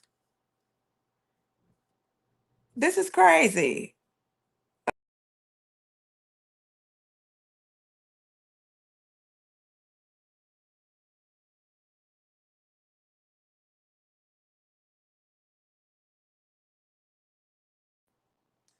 Okay, y'all. I am so sorry. I don't know what's going on with this stuff I got going on here. Okay, y'all. So I'm back. Okay. Let me know if you guys can hear me and see me. Let me know, okay? And we're gonna get this back going. In the chat.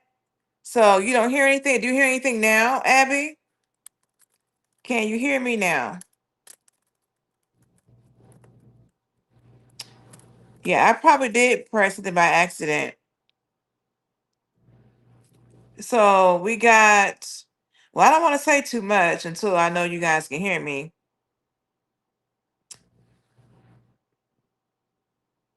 It looks overexposed. I don't tap the screen and pull the white balance down. I see you and hear you. Am I still overexposed? It's better now? Okay. All right. Sorry, y'all, for technical difficulties. I'm working on an iPhone screen. All right. I'm going to go back to Lemon, and I'm gonna try not to touch too many things because I guess my fingers are doing some weird stuff over here. Let's go What I will back. say is that I'm not a protester. I went there to be a journalist. I went there to chronicle and document and record what was happening. I was following that one group around, and so that's what I did. I reported on them, and so. But I do think that there is a difference between a protester and a journalist. How are you? I don't know. You don't know? No, that's a really that's an honest answer. I don't know. I mean, I'm okay, but I'm not going to let them steal my joy. But this is very serious. I mean, these are federal criminal charges. The attorney reached out to them and said, basically, I understand that you have an interest because your folks have been talking about it. And so if you are serious about this, then let's do it the right way. He's perfectly willing to self-report it, which means turn yourself in. And so we don't have to go through this whole rigmarole. And never heard back from them. Walking up to the room, and I pressed the elevator button, and all of a sudden I feel myself being jostled, and people trying to grab me and put me in handcuffs, and they didn't have a warrant, so they had to wait for someone from outside, an FBI guy, to come in to show me a warrant on a cell phone. And they took me outside. FBI guys were out there. I mean, it had to be maybe a dozen people, which is a waste, Jimmy, of resources. They want to embarrass you. They want to intimidate you. They want to instill fear.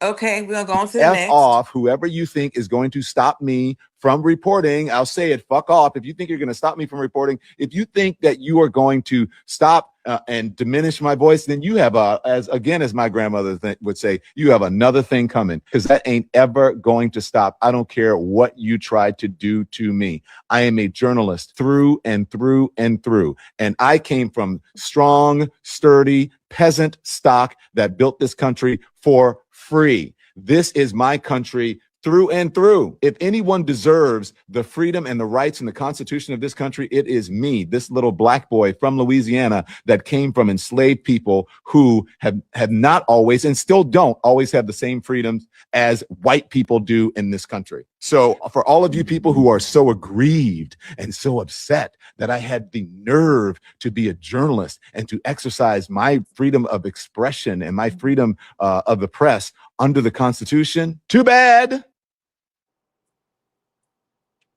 Lord. Okay, y'all. So, okay. What we got in the chat here, I'm gonna read some of it. We got Ascending saying Don is wearing his mustard. I'm a lying, I'm a liar suit. Then we got Sandra Jackson. Welcome back to the live stream. Saying awesome journalist. Then we have Makora Villa Hermosa. Welcome. I know you made a couple of comments and I was going through technical difficulties, but let me address them now. She was calling me to go back to work in CDU, but I told her I have already worked at Sir Eric. Okay. Then we got Dan Almo saying that he wasn't a good journalist. We got Saia 40. Welcome to the live stream. Saying Don Lemon dropped the soap on purpose, then reported it. Lord.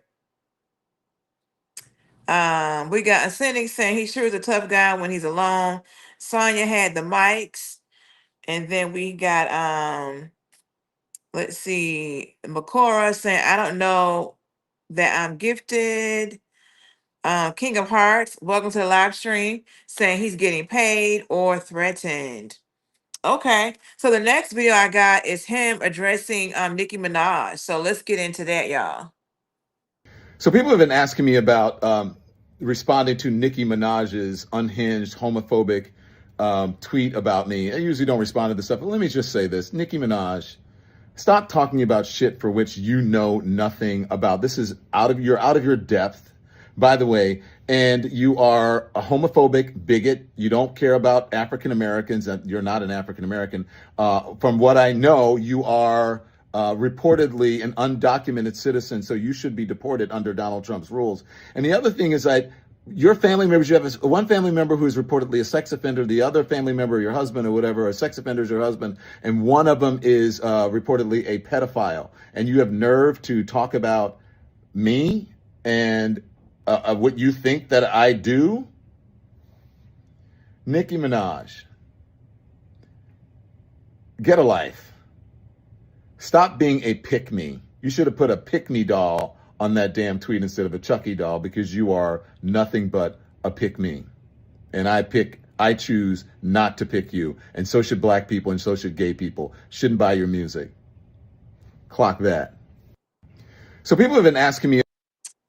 Okay, y'all. So that's what he had to say in regards to I guess the tweet that you saw on the screen that she made about Don Lemon. So we had talked the other day. Oh, we got a lot going on in here. So we got ASMR Sounds. Welcome to the live stream. Saying Nikki is better than DL. Okay. Boo Monkey says, I don't really know him. What does he do? So he's a journalist. He used to be with CNN and he got fired from CNN. And he recently was you probably heard about the folks, the protesters who went to the church a couple of weeks ago because an ICE agent director type was a pastor there. And so Don Lemon was there as a journalist, he says, and he got arrested recently because of his participation in that protest. So now you have this thing where they're trying to figure out, okay, well, sir, you violated whatever amendment, because people were in the middle of a church service. They have a right to service. And then he's saying he has the right to be a journalist. So you have that at play. So he recently got released on his own reconnaissance Nobel, and he's not preparing to go to court over these charges. But his name is Don Lemon, and that's what's going on with him.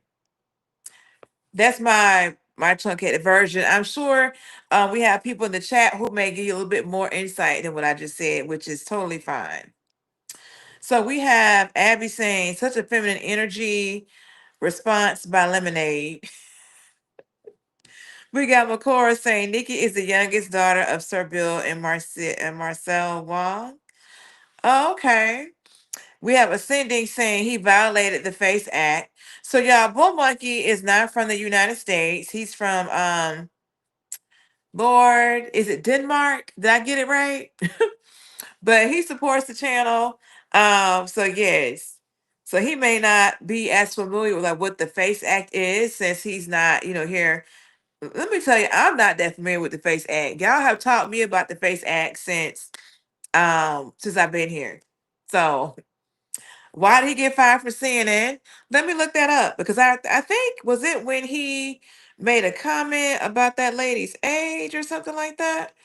Let me see. Let me see real quick. I have to always look something up at least one time during the live stream. Let's see. Don Lemon fired from CNN. Why? Let's see. Okay. Don Lemon was fired from CNN in April 2023 after 17 years, following a series of on-air controversies and allegations of misogynistic behavior. The termination came shortly after he made controversial, widely criticized on-air comments regarding Republican presidential candidate Nikki Haley being past her prime. So I did remember that. So yeah, he said she was past her prime on air. So But I guess there may have been other comments. Now, honestly, I'm not a person who watched the news. So I really didn't, I'm not as familiar with what he was saying on air, but I'm sure we have folks in the chat who can tell us all about what happened with that. So, yes, Bull Monkey is from Denmark. Okay, I got it right. Yes. Okay. We got ASMR talking about spread. Ascending said freedom of speech and freedom of religion is the same constitutional amendment. Basically, the FACE Act states it's illegal to interrupt any religious services. Okay. So we got that going there. So yeah, feel free to provide more info. So we got Val Wade saying, stop disrespecting Black American History Month. Our colors are red, white, and blue. Take your colors someplace else. Those are the colors for Black History Month. I know some people just they don't know. So it's okay. It's okay, Val Wade. You're still welcome to be here at the live stream. We have a Cindy saying, so Don doesn't understand that he can't use his rights to violate others' rights. Gotcha. Yep. So we're gonna see what happens with the with this court case. All right. So the next bill we got coming up, you know how we were saying the other day about how, Don being arrested has kind of put money in his pocket. So it appears that Miss Nicki Minaj may be experiencing that as well with her new enhanced visibility regarding her support of Donald Trump. So let's get into that, y'all. And also we're gonna talk about Cardi B as well. Let's get into it. Nicki Minaj, talk about not getting positive press. She is being attacked by the media, by Hollywood, by the music industry at the Grammys, all for daring to speak out about the plight of Christians and for pledging her support to President Trump. And we've got here Cardi B claiming that it's actually her, Cardi B, that the White House is obsessed with. Apparently they watch and observe everything she does. There's a president that he knows that I'm never supported him and stuff like that. And it's like I be feeling like I know the White House watches my show. You have a platform. Yes, I have a big platform, so it's like I know they watch it. They listen to what I say. I might not say it the prettiest way, you know what I'm saying? But I know they listen to what I say. I have to pick the lesser evil. I can't. And people thought it was funny. People made fun of my accent. People made fun of my speech. People forgot this. People this, and that. And it's like, y'all gonna see what's funny. Ain't funny right now, isn't it? It's really tough out here. Are things really that bad, Alex? Are you struggling in the great state of Texas? You know, I'm doing okay, and I'm very thankful for it. But Rita, you know what makes me upset about this clip? Is that before 2016, every single rapper loved Donald Trump. They all rapped about him. They all wanted to be like Trump. Nelly has a famous line about wanting to be like Trump. And so all of a sudden he becomes the president and they realize that they have to create this narrative that they never liked Trump or they don't like Trump. So she's just being very disingenuous. And I respect Nicki Minaj for actually calling it like she sees it and just being honest. And she knows that she's going to get attacked for having that opinion. And to be honest, the more they attack somebody, the bigger and stronger that person gets. So I really respect Nicki. And I didn't even really, love her music all that much. I mean, of course, I've listened to it a little bit, but now I'm a big Nicki Minaj fan. So it's just kind of crazy. The more they try to cancel someone, I think, it has a reverse effect where actually they gain a lot more fans. Yeah, well, well, her records have hit the top of the charts again, but I think it's the courage that people admire also. Even people like me who don't care for celebrity opinions and think they should stay in their lane. When someone like Nicki Minaj comes forward, she's going to be living skin in the game. She's going to pay a price for anything she says politically. It's not like the left where all you're going to get is adulation and more applause from your colleagues and get more roles. For someone like Nicki Minaj to speak out. We saw at the Grammys, they did everything to try to embarrass her and mock her in her absence. Now, before you go, they have cancelled another comic. Ben Bankers had 6 sold-out shows in Minnesota before it was all cancelled, Alex, because he joked about Renee Goode. So that's still happening. I thought cancel culture was over. Well, just going back to my last statement, Ben Bankus is one of the hottest comedians out right now. Ben is a friend of mine, and he's hilarious. And so that cancellation actually got him a bunch of good publicity. And just imagine yourself as a viewer and you hear, oh, this comedian got canceled. It kind of makes you want to go see him even more. So the more they try to cancel him, the more they try Yes. to cancel Nicki Minaj, the bigger they get. That is actually precisely what's happening because everyone's looking him up and seeing his clips, and he is very funny. Alex Stein, thank you so much for your time tonight. All right. So yeah, she's getting some new fans out of this Miss Nicki Minaj. So ascending this comment did not make it on YouTube. It says the FACE Act came about to stop the KKK from attacking black churches. So that was not on YouTube. That's why I didn't mention it when you were trying to explain the whole FACE Act thing. We got Edward Mismus. Welcome to the live stream, saying she is an idiot. I think I saw Boo Monkey say I need to put the Christmas tree more into the camera. So let me do that. We got Keita in the house saying facts.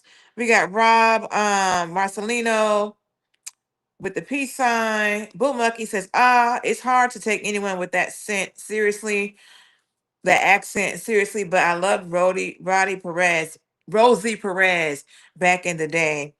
What was the comedian's name? Is what SZ3231 said. I do not know. Let me see if I can find it real quick. 1 second. Let's see. Let's see.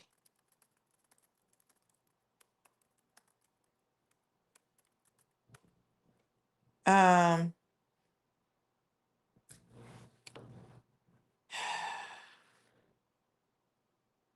it might be Carlos Miller, Karlous Miller. They may have been that person. So that didn't come out right. Spell check is a mess. I think that's the one they were talking about. SZ3231. Welcome to the live stream. Bull Monkey says, "Oh my, texting and walking was responsible for the above post." No worries. No worries at all. So I have the info for Val Wade regarding the Black History Month colors. So the traditional colors for Black History Month are red, black, green, and sometimes yellow or gold, often representing the Pan-African flag. These colors symbolize the heritage, struggle, and resilience of people of African descent. Black represents the people, their resilience, and African ancestry. Red symbolizes the blood shed in the struggle for liberation, unity, and against slavery. Green represents the natural wealth, fertility, and growth of Africa. Yellow and gold symbolizes optimism, prosperity, justice, and equality. So that is what those are the colors and what they stand for. So let's keep it going, y'all. That's our Black History moment for the day. So what we got next, y'all? Next up we have so this black ICE agent was being heckled a little bit by some of the folks that's out there. So let's take a look at that and let me know what you think. Okay? I think I got all the comments on here. Yeah, hold on. Let me go back here. Lord. So we got Boo Monkey said, would you date anyone with her accent? Probably not. Probably not. So SD told me thank you. That we got Edward Misma saying, why is there no White History Month? I don't have anything against Black History Month, but I'm just saying. I don't know. I don't know. But they have like Women's History Month. They have all kind of months around here. Let me tell you the list. Let's see. I think, well, as a matter of fact, I thought that Trump had gotten rid of a lot of those type of months. They call them, I think, let's see. Let's see what I can find real quick. So yeah, you have like, as you know, different months. You have like Mental Health Awareness Month in May, Breast Cancer Awareness Month in October, Pride Month is June. So not sure why there's not a White History Month, but that's something that I think people can put in and request consideration for, you know. So we have Dana says, right, Edward, there's no month for White History. Boo Monkey said, Edward, no one is stopping you from starting a White History Month. Don't forget your white sheets though. So we have Kay Lindsay in the house saying list of Democrat pandering. Ascending said it's okay to be white, my friend. Yes. And then over here we have someone that was talking about Kay Lindsay says, then go to Africa, laugh out loud. You're an American. Who is going to Africa? So we got Camille saying, Nicki Minaj. Well, welcome to the live stream, Camille, 4270. Your comment got censored. Nicki Minaj was hoping that her bootlicking would get her a fast track to citizenship. She bragged she got the Trump gold card, but the White House said it was a memento only. Got you. Okay, let's get into this next video regarding the black ICE agent. Hold on, we got Dan saying it's okay to be black too. Yeah, it is. Yeah, black is beautiful. Definitely okay. Then we have Tyra Matthews in the house saying, "Can I just say I love being a white woman?" I know that's right. I mean, look, we are born the way that we are born, right? And we just need to embrace who we are and what we are. You know what I'm saying? So yeah, that's all I got on that. Let's get into this video. So how does it feel abducting people, taking them from their family? Not good. Good about yourself. Yes, families should be ripped apart. That's kind of our energy. What? Like we should rip people apart from their families. Are you a man? Wow. Wow, is that a question? Wow. Okay. How do you feel about ripping people from their families? Does that feel good? Fucking house nigga in here. Sir, I need to move. Fucking house nigga working for the fucking KKK. What the fuck's wrong with you people? Why are you calling a woman a man? I mean, what kind of a guy does that? Fucking house nigga, bitch. Go look for your fucking slave.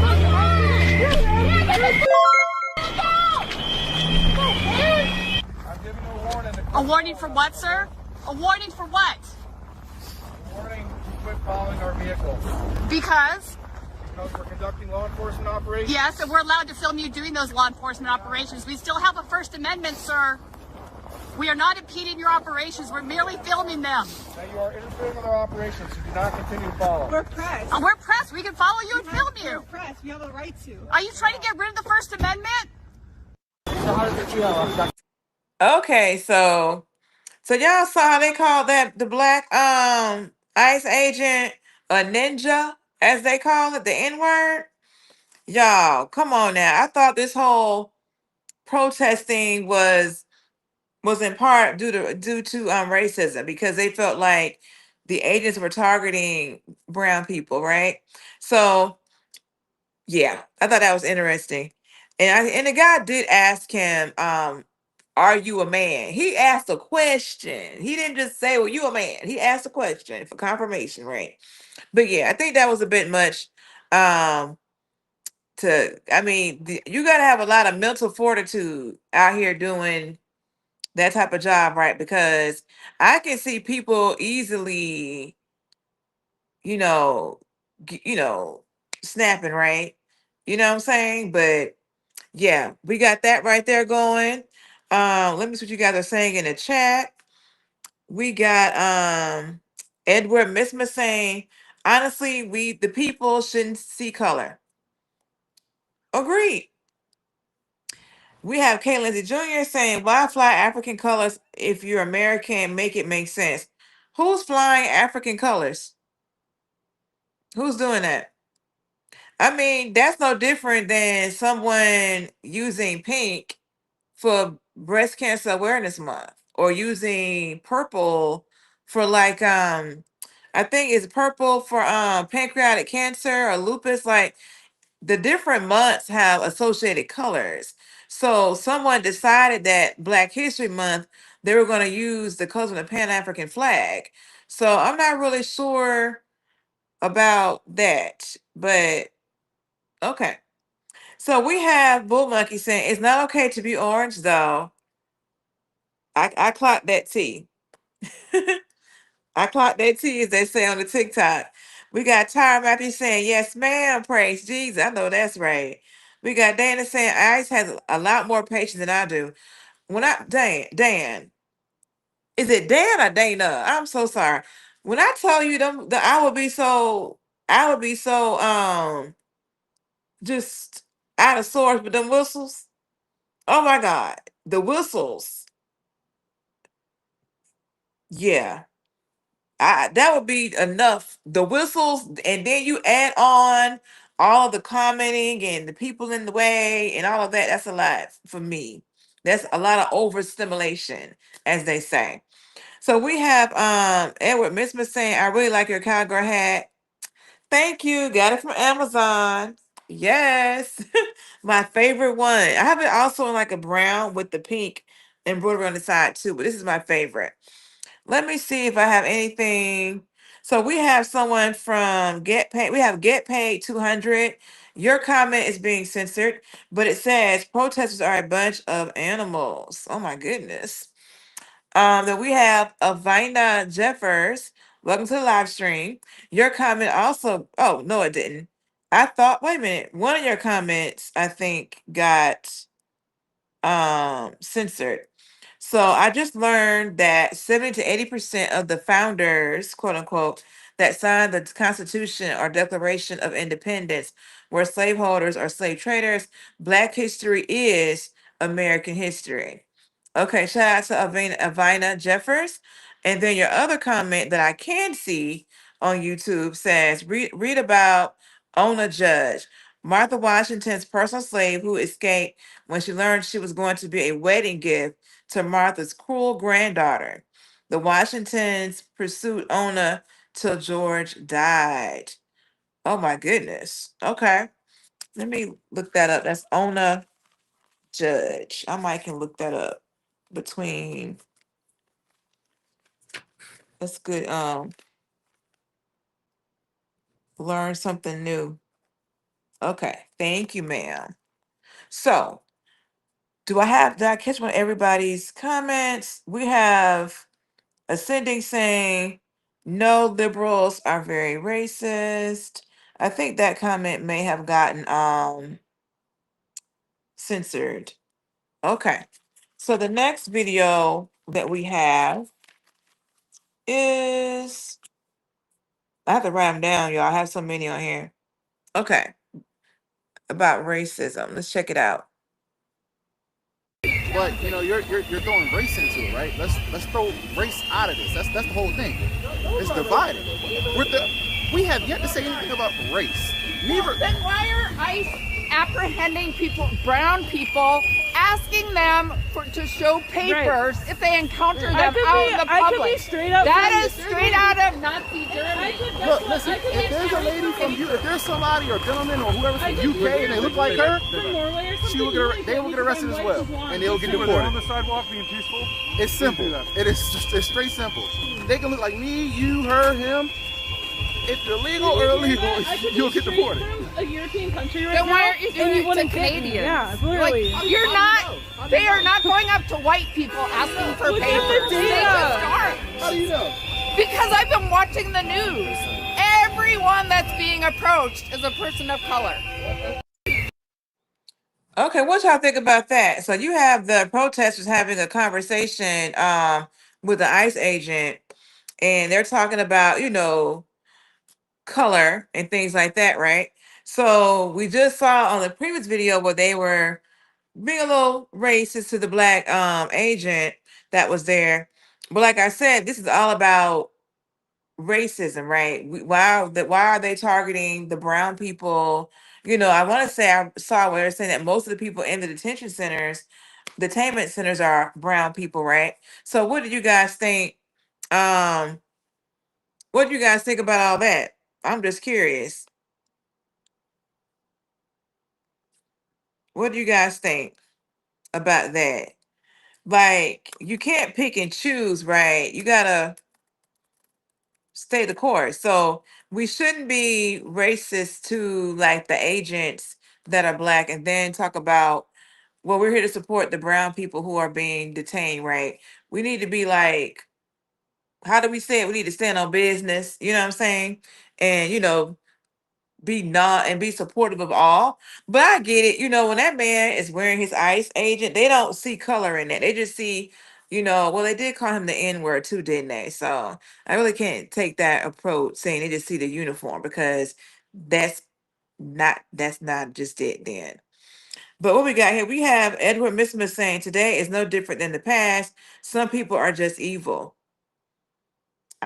I can't deny that. Bull Monkey says, when is Perfect Body Month? I want to take part in a month dedicated to people like me.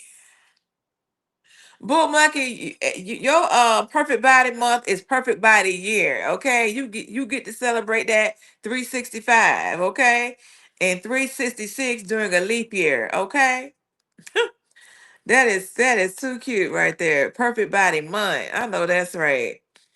But yes, y'all. So this next video I got is this woman that has been detained a couple times, right? So, and they keep detaining her, and she's lost her job. It's a lot. So let's look into that real fast. To a new voice impacted by Operation Metro Surge, a Hmong woman in Minnesota legally who says she is fleeing religious persecution, says she is now in hiding. This time it's from ICE agents who she says have detained her before. Heidi Wigdahl has her story. Heidi? Julie, T. Dua Vang came to the U.S. 2 years ago legally and is on a pathway to getting her green card. She has no criminal record. So when ICE showed up at her doorstep, she thought it must have been a mistake. But shortly after her detainment, she became afraid. Daily tasks like grocery shopping have come to a standstill for T. Dua Vang and her husband, A. Pao Gian. A community member delivered these to help feed the family who is in hiding. On the morning of January 8th, their son opened the door to their St. Paul home, not knowing it was ICE. Agents detained T. Dua, and by the next day she was taken to Texas, first El Paso, then later Houston.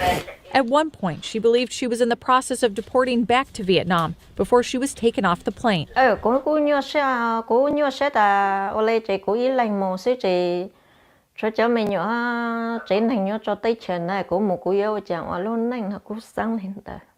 T. Dua and her family fled Vietnam after spending decades persecuted for being Christian. Family members have even been imprisoned for their faith. After more hardships as refugees in Thailand, the family found asylum in the U.S. 2 years ago with all the papers to prove it. But never did the family expect this to happen in the U.S.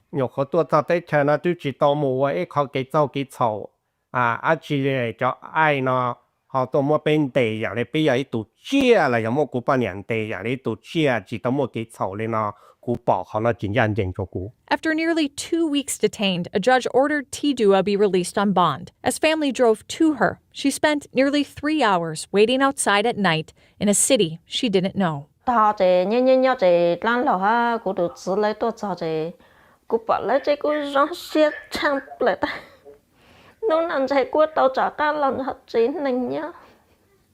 T. Dua says from being detained to now in hiding, it's her family keeping her hope alive. 5 days after returning, T. Dua had to do a check-in with ICE but was then free to go. She says she's required to check in once per year, but since that check-in, ICE has come back to their home 3 times trying to make contact again, and I reached out to DHS to try and find out why, and I'm still waiting to hear back from them, Julie. Wow. I mean, that's so, I do wonder why. And if we hear back, let's update that story, why they continue to come back to her home. Yeah, and I also want to mention that she did lose her job as a result of this as well at a grocery store. And again, the family doesn't feel safe going outside. Their youngest son is also doing their schoolwork online, and they do have a GoFundMe for people, both because of this and also because of all the lawyer fees that have come with this as well. All right. Thank you, Heidi. Wow. That's a lot. But someone mentioned yesterday, like, about people that are here, um that immigrate, about them not being able to speak the English language because they had to have a translator. Really, they had to put the words on the screen for us. They spoke fluent Vietnamese. They didn't even attempt to speak in English. So hope they're learning the language at least, because I don't know how you could live in this country and not understand English. When you go other places, those places kind of have folks who know English. You can kind of go to the country and still get by. But here, most people only know English only. So unless you're like in a neighborhood or area that's full of people that are like I would think you have a hard time, adjusting, right? So what do you guys have in the comment? First of all, let me say this, to Mr. Bama Blake 6665. Welcome to the live stream. I heard that low battery beep. Did it come from you or the video? I'm betting you.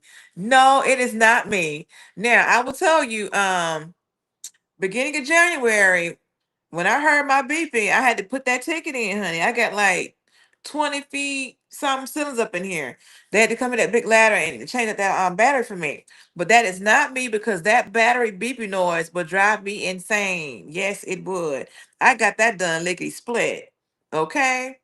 I'm not gonna get on no tall ladder, but I will call someone else to come in here and do that for me. Yes, yes, that's part of what I'm paying for around here. But yeah, welcome to the live stream. We got Joseph in the house. Welcome back. Appreciate you. Then we have Ara Palmer saying what this country is doing to people is heartbreaking. These are people that had to sacrifice and struggle so much to get here. Understood. Welcome to the live stream, Ara Palmer. Yes. Ascending said they didn't have to come here, they choose to come here. That is true. I mean, I think people come here because they think they can get a better life, right? I hit my thing. They're looking for a better life and whatnot. But there's a lady who had been here for like 20 something years, and she was a nurse, and her parents and her son had gotten their paperwork and stuff done, but she did not. So I'm thinking, how are you gonna be here for over 2 decades and not go ahead and get your paperwork done so you can be, a legitimate citizen here? But some people, get the temporary status and they just keep at that. Same thing as someone was kind of saying in the chat earlier, like, hey, it's temporary. Like, once you get here, I would imagine I would be trying to get that permanent status. I can stay here, especially if you are a person who has came here for asylum or you're trying to get away from something. Why would you not have already went through the process of getting your paperwork? And I do understand, like in the case this lady we just saw, she's working on her paperwork. But for those who have been here and have not done that, that's who I'm talking about. Okay. So we have Simon Sparky Lover saying it is the United States law itself give people with asylum, as long as you are on the US as a human being, you have the right to be protected. And that is why there is a process and laws. Palmer says they thought this was their best option, so they should be locked up for that. I wouldn't say they should be locked up for that. I think they need to. I think that, me personally, they need to do the paperwork to, get official, be here legally. But I understand that some people are in the process of getting their paperwork for what I'm hearing in these videos. So I get that too. So we have a cynic saying there are other Western countries she could have chose. They think this is their best choice because of all the free handouts. Take away all the free handouts, I wonder how many would still come rushing here. What are the free handouts? Blue Monkey says, I live in a country that I don't speak the language and work for the government. If there are 2 or 50 people in the meeting, they will always ask me what language I would like in the meeting to take place with. Okay, that's what's up. That's nice. We got Kip Terry in the house. The nurse was lazy. She should have done her paperwork. So bye. Why is that when I read that I could see the hand going up? Okay. We got Ascending saying, when my family came to the States, we were given nothing. We had to learn the language with zero help. We had to learn the culture with zero help. It took 20 years working to bring over the whole family legally. Okay, Ascending. So we got somebody who has done the work and done the process here. Okay. Shout out to you. Yes. Now I'm going to check over here to make sure I haven't missed any comments. Okay, so Simon, of course I missed yours because they're being censored. It says you have someone just arrived, escaped from prosecution, doesn't have a plan where to go. I don't blame them for learning or not learning, yet we should speak the indigenous language, not the F British. British? Okay. Let me. Okay, so I got okay. Let me keep seeing if what else I've missed here. Well, we got Simon back again. Ask the maggots. You will find they don't like black. They don't like anyone. You ask them why, they'll give you exactly the answers of the orange. They only parrot repeating without checking. Okay. We got Simon again. Simon, all your comments are being censored in case you didn't know. So because most of the maggots, hold on, they have the same ideology of Epstein. They like to act like they are a big man, but really they are just skunk and possum. Um, it jumped. It's possum spreading hate. Okay, we got Joseph saying your comment got censored, I think, because I don't see it over here. It says, where are the dual language teachers defunded by the Republicans? I did not know anything about the dual language teachers. Was that like a program they were trying to put in place? I don't think about that. I don't have children, so I don't really keep up with things like that. So because I'm doing this check-in live stream, I'm getting a little bit more spun up on the news. So that's why I'm leaning into this. But things that don't pertain to me, I don't really like, it doesn't really cross my path, if that makes sense. So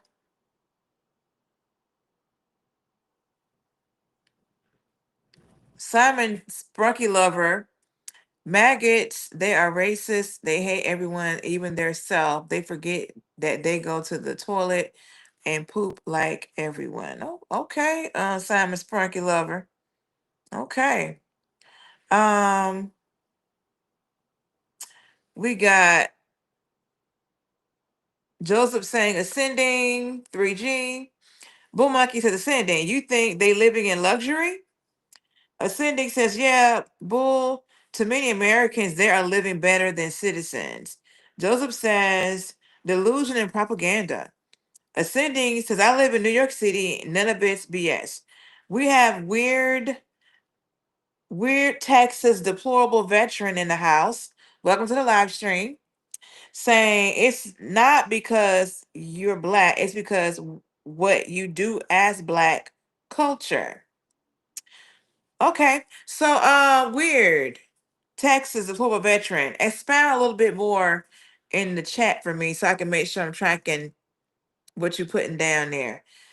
You said it's not because you're black, it's because what you do as black culture.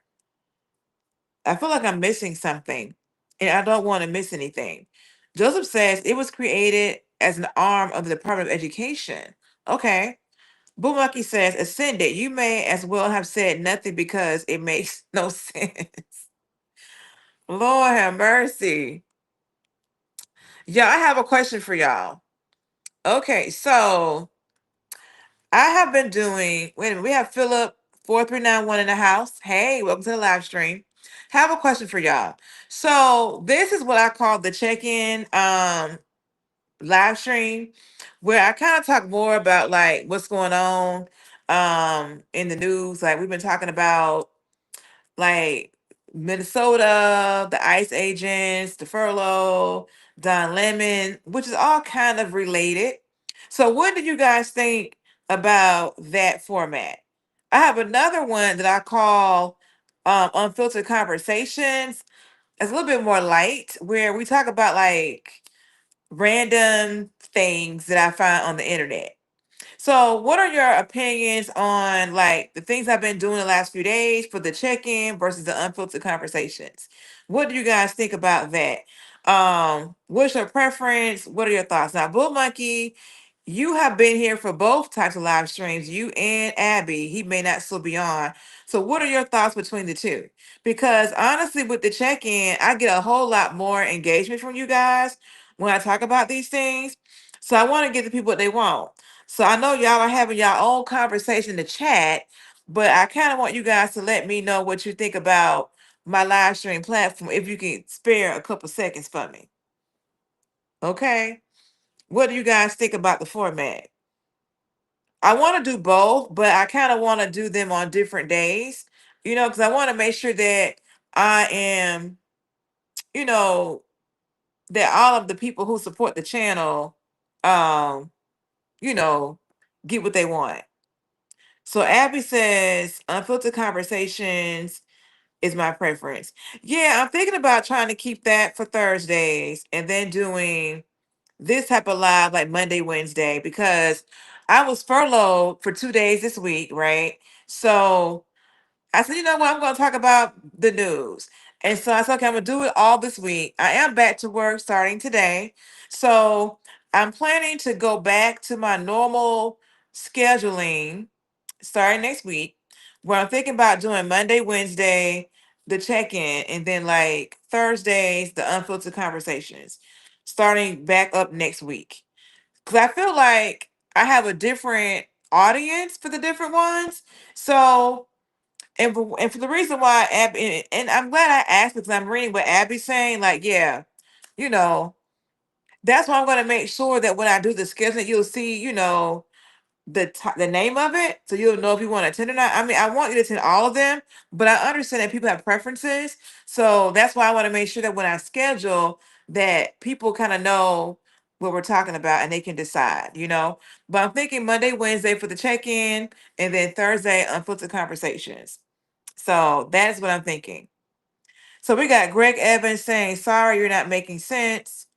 Okay, we got Simon saying, "Girl, I love you. Thank you." And okay, so Greg Evans, typically I do what you call unfiltered conversations. And so that's like the name of what I call like the show. And so on that show, I talk about more light topics, right? And I do those usually on Thursdays at 7:15 Eastern time in the evening. So I decided to start talking about the stuff with Minnesota. So like I kind of weaved in the Nick Shirley stuff and all of that. And then on one day on a Sunday, it was snowing. I decided to do this thing called checking in. And I primarily talked about things going on in Minnesota and ICE, all of that. And I got a lot of great feedback on it, right? So when I got furloughed this past Monday, Tuesday, I just started doing those lives because what else am I doing? So I get a lot of engagement with those, right? So what I'm saying is I wanted the preference, like, I'm thinking about keeping this going, but doing it a different day with the name, the check-in live stream, like Monday, Wednesday. And then Thursday, keep my unfiltered conversations because they're different vibes, different like subject matter, if that makes sense. So I wanted to get a little bit of insight from you guys because you guys are supporting me here. And so I figured that's why I need to get it from the people that's here. So what I would tell you, Greg Evans, is you know what? Come back next week on Thursday and you'll see the difference between the check-ins and the unfiltered conversations, if that makes sense. So we got Boom Lucky saying, "It's your choice. I wouldn't mind if you chose a country a week and you research social, economical, and development and discuss it with our input. It's gotta get It's got to be funny though. You know what, Bull Monkey? You own to something. I am going to take that. I'm going to see what I can do. Okay, let me write this down. Choose a country. Okay, research, social, economical, and development. Okay, gotta be funny. I'm gonna need a little bit of time to figure out that. But yes, I need a little time to figure that out. But for those who like unfiltered conversation, it's not gone, y'all. It'll be back next Thursday. Okay. I'm just gonna have like different types to cater to different audiences. Cause I'm trying to get monetized, y'all, and I'm trying to get the people they want. Yes. But yeah, I'll definitely see what I can find regarding that suggestion. I feel intrigued by that. We have Philip 4391 saying, is there anyone here from Minnesota? And we're Texas deployable veterans says I'm not a migrant. Okay, I didn't think you were. Okay. So thank you guys for the feedback and for the insight. I really do appreciate y'all. I enjoyed hanging out. I enjoyed all the banter and the liveliness of the chat. I got a couple comments here that I did not see. We got Simon saying, you know what? It's dumb. There's nothing better than being diversity, even in language, because it works for you to spread your powers in the world. You don't need to hire a foreign agency. Use your own net. Okay. So we have someone want to ask a question about, I want to ask a question to everyone. They're talking about Haiti people eating dogs, but they're not talking about Epstein people's eating children. Oh my goodness. I ain't know nothing about that, Simon. Okay. And then, okay, Abby's out. Thanks, Abby. Thank you for your support. Have a good night. And then we have Bull Monkey saying, oh, and include some clips of examples of that particular accent of that country. Examples of accents. Okay, y'all. All right, so I'm gonna be back tomorrow. Okay, 7:15. And we'll see if we're gonna do unfiltered or if we're gonna do another the check-in. We'll see, y'all. I gotta go to work in office tomorrow, so I'm gonna go ahead and log off. It's been 2.5 hours. You all have a great night. Stay warm, stay safe, and I will see you tomorrow.